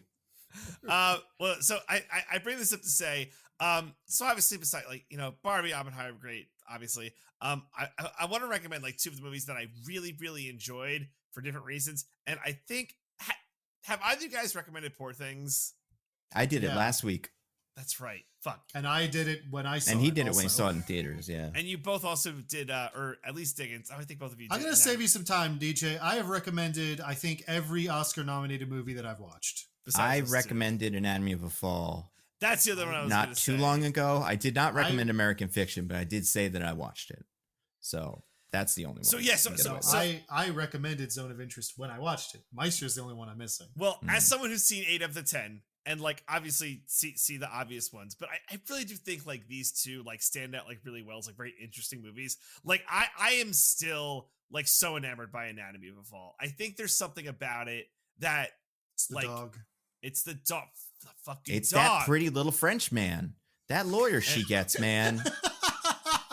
And like I don't know if the movie did it for me, but it is a French movie. But the main character says a lot of lines in English. And Lot for of me, I English. appreciated that a lot as an English speaking person.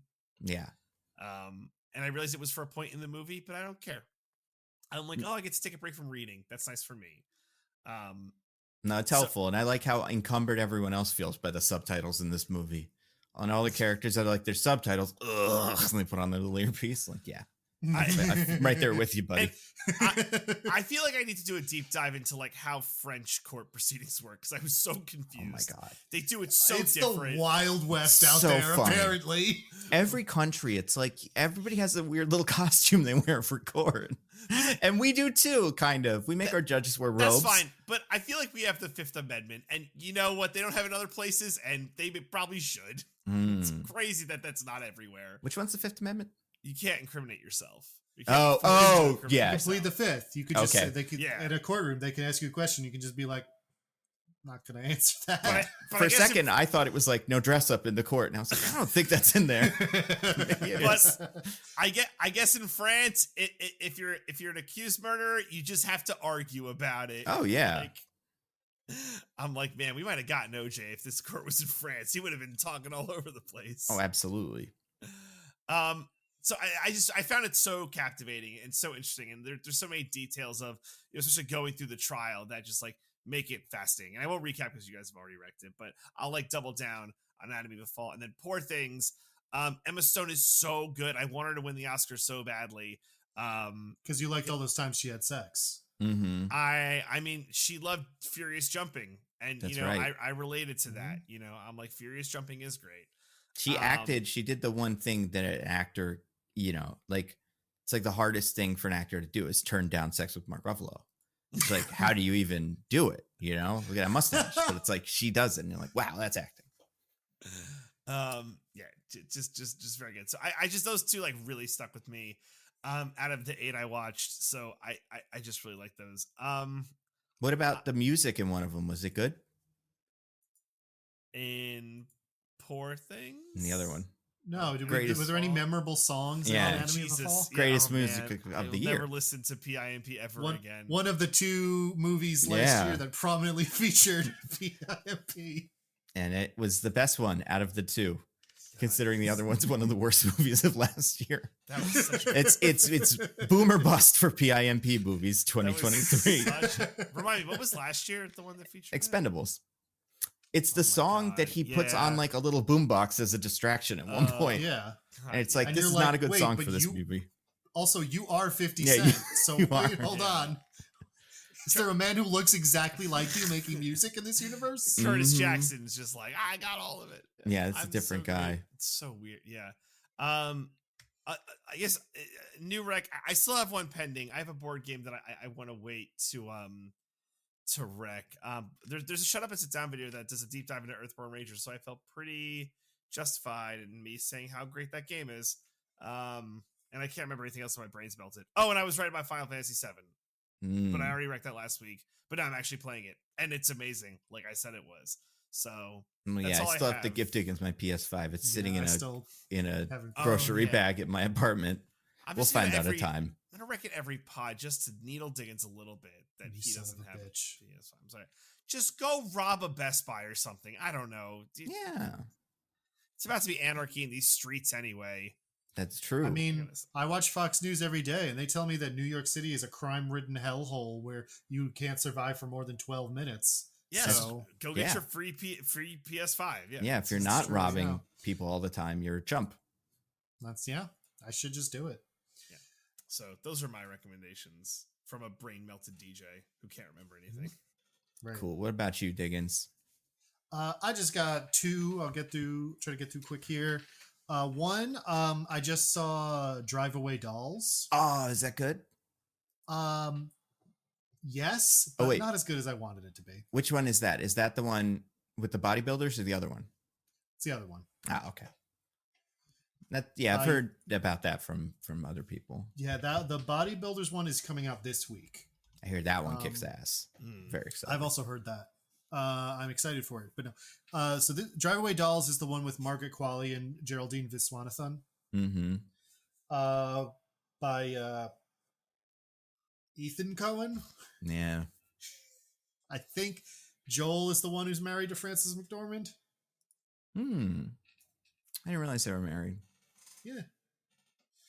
But yeah, so he co-wrote and directed it in this new Coen brothers doing their own thing era. So it's about these. It's set in 1999, a thing that is not clear in any of the trailers. Oh. And it starts in one of America's most okay cities, Philadelphia. Oh. They get out of there, right? They're like, no more of this, please. Yeah, they drive away, dolls. Yeah, that makes sense. But they're two lesbians who are both, their lives kind of suck for different reasons. And they decide they're just going to take a trip down to Tallahassee to visit one of their aunts. And they use a service that apparently used to exist called a drive-away service, where you can go and be like, hey, I want to go to Tallahassee. And if they have just like someone who wants a car driven to around that area, sure, yeah, they'll pay you to drive that car down there. I've heard of these, yeah. It's pretty cool. So they do that, but unbeknownst to them, in the trunk of the car that they end up taking is something that some powerful and violent people want back. So it goes kind of from there. It's honestly more farcical than anything else, or at least I think it's trying to be. I think it doesn't quite pull that off in the sense that there's kind of like a third act twist where the movie just goes full farce, like ridiculous. And I don't think the rest of the movie sets that up properly so that like really works. Like you get to the like really silly twist and I'm just like, this doesn't, well, now hold on, now nothing anyone does makes that much sense. Instead of being like, well, this is the silly world we're in. Right. But Margaret Qualley and Geraldine Viswanathan have good chemistry together. It's a pretty breezy movie. It's tight 90 DJ. Nice. So I think it's fun. Like, I'm glad I saw it, but it's not amazing. Okay. But a thing I enjoyed very much, I watched a little TV show that came out last week. Oh. Or that started last week. It's, airing still. Called Shogun. I have not watched this yet. Is it good? It's really good. Yeah, nice. No. If you don't know about this is an adaptation of a historical fiction novel from like the 80s. That tells a fictionalized account of the life of. They change all the names, which if you're someone who knows the actual history gets annoying very quickly. But it tells the life of William Adder, who was an English sailor and the first Englishman to ever be in Japan. He like washed up there in 1600 and ended up being a kind of advisor and like court figure for Tokugawa Ieyasu, who would eventually become the shogun of Japan.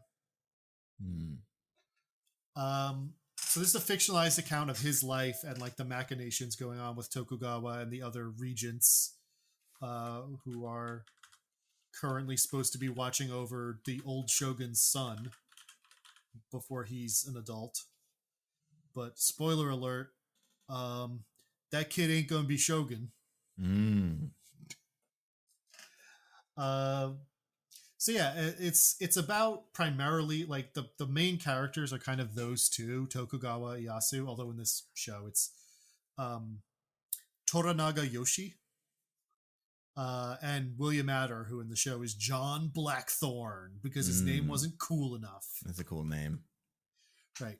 So it's like period drama, sort of epic, very in the style of prestige drama, Game of Thrones, etc.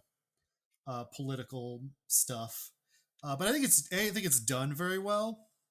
Um, just like it's of that style, but I think it is a very good example of that style. B, I appreciate that John, that like the deuteragonist, or does that mean second? Yeah. The co-protagonist with Toranaga, John, is just really bad at his job.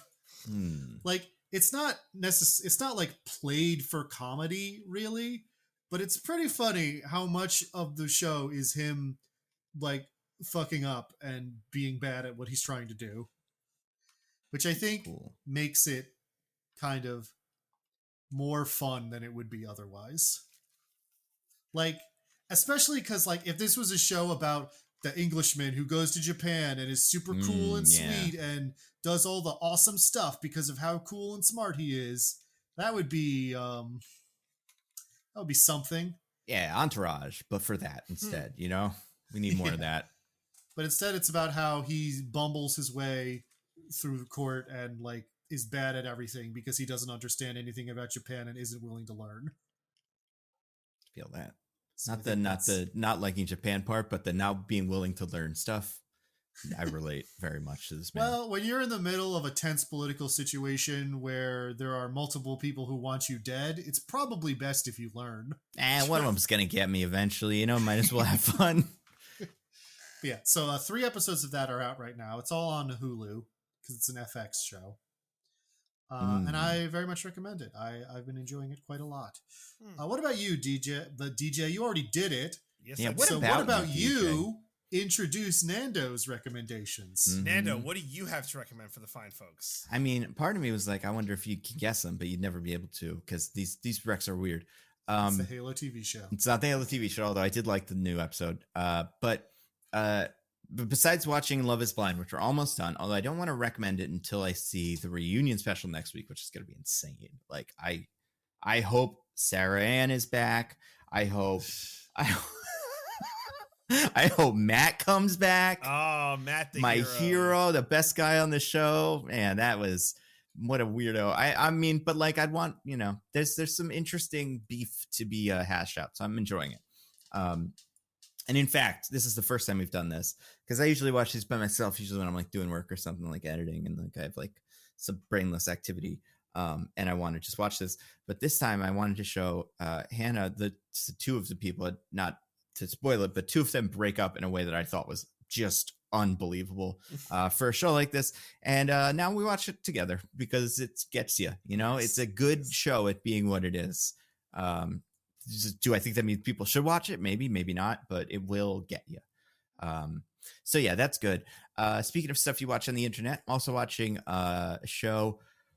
This new Dropout show. I don't think I've recommended it before, but it's pretty weird, called Very Important People, where they take Vic Michaelis interviews comedians in insane makeup. They don't know what it is until right before they have to go and do this interview, but they look like characters in like a Spy Kids movie or something where they're just misshapen weirdos.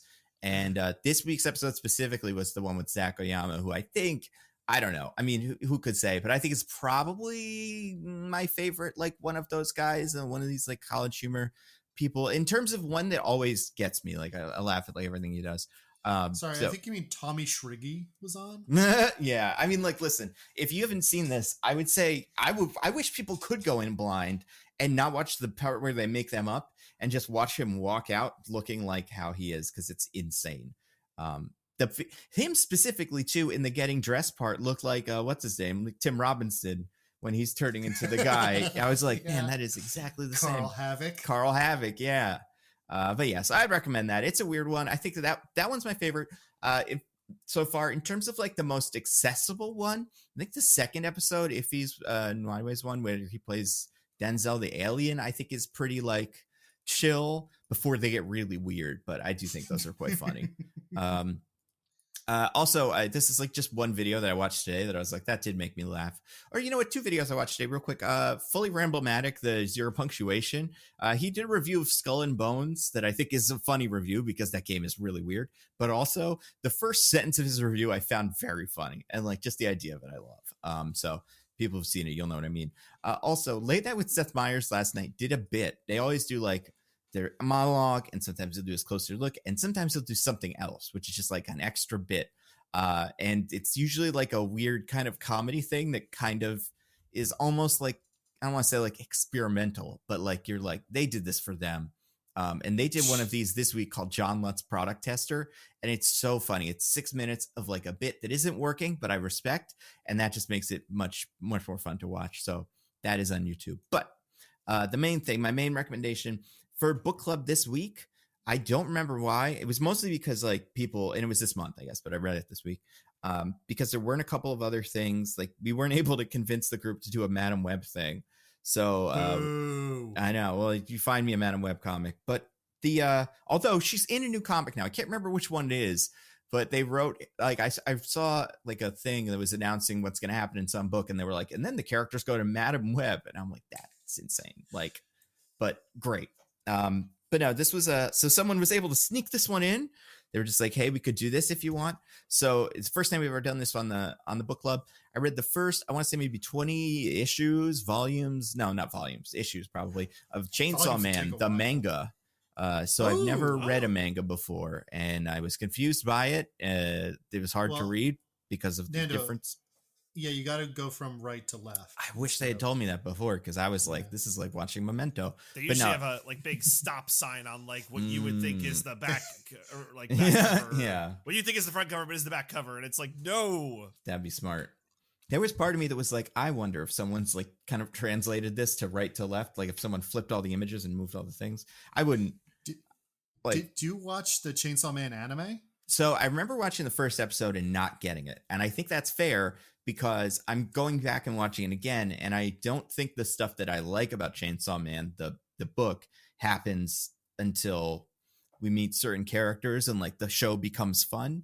Not that I think the first episode is bad, but I do think it's a book that grew on me. So I'm going to give the show another shot once Love is Blind is done.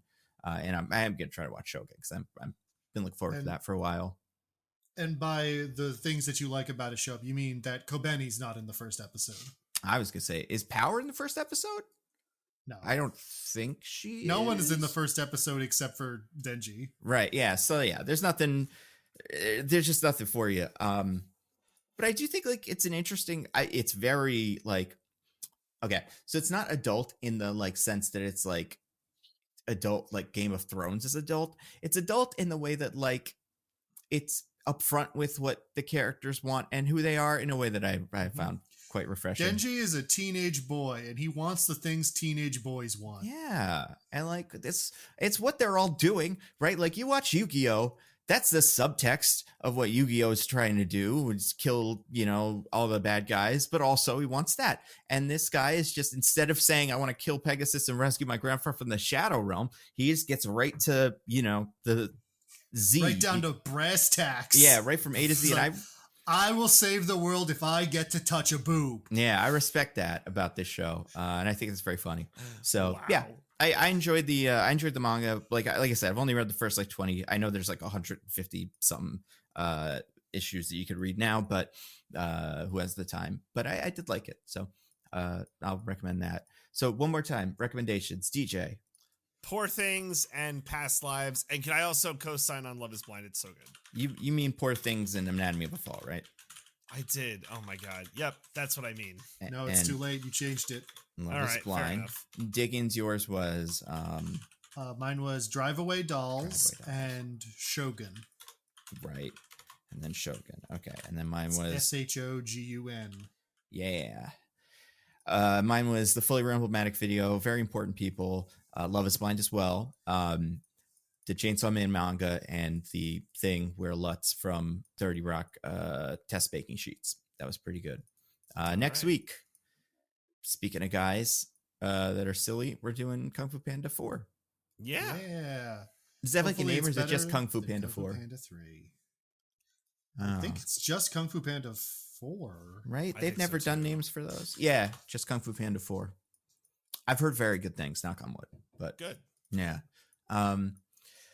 DJ, do you have anything to plug? Yeah. So speaking of Love is Blind, Michelle and I just recorded our mega Love is Blind pod that covered basically everything up until the finale. So episodes 1 to 11. So that's on the Pop Break TV network. And then we'll have another Roses of Rejections, like Love is Blind wrap up the finale and the reunion. Just like great stuff. And then also some batch. And also had some very strong opinions on RuPaul's Drag Race. So Ooh. the woke mind virus is taking over. Diggins, do you have anything to plug? Nope. What about you, Nando? Videos I put out yesterday or one of those days. I don't know. What is it? Wednesday? Yeah, I put out 2 days ago. My first In Defense of the DCEU video about the beginning ones.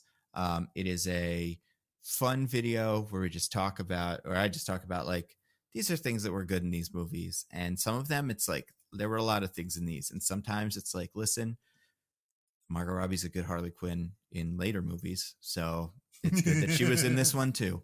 But it's good this one laid the groundwork. Exactly. I mean, I think that, and what's her name? Viola Davis getting in them. It's like, that was good. The casting director made some good choices. Mm-hmm. It's a miracle. Like, I'm still shocked that she's in these. Like, Viola Davis doesn't need this.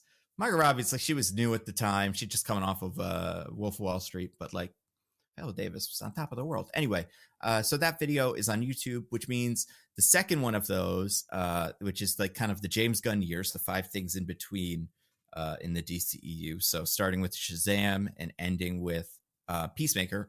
That's on Nebula right now, so that one's fun. And then 2 other videos that I have on the Nando Cut. I have a video that I put up the other day that's like, I'm not super psyched about this new X-Men series cartoon, not because I don't like it, it's woke. because it's woke. They shouldn't that Jubilee should be played by a white girl. That's just the rules. That was true in that live action TV show they did that one time. That's really, really weird, which we should do for the podcast one of these days. And that is true for the cartoon. But no, I talk about that in a video, talk about the X-Men show and why I'm like not incredibly psyched about it, but I am still mostly psyched. And then I'm putting out 2 videos, my introduction to Hope Summers and introduction to Pixie, the 2 new Snap cards, because I think they're very interesting characters. I think those would be fun.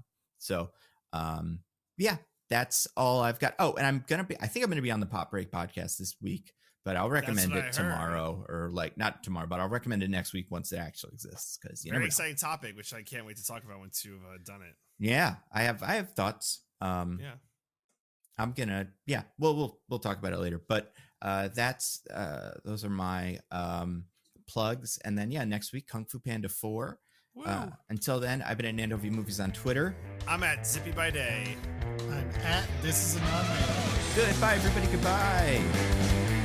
This was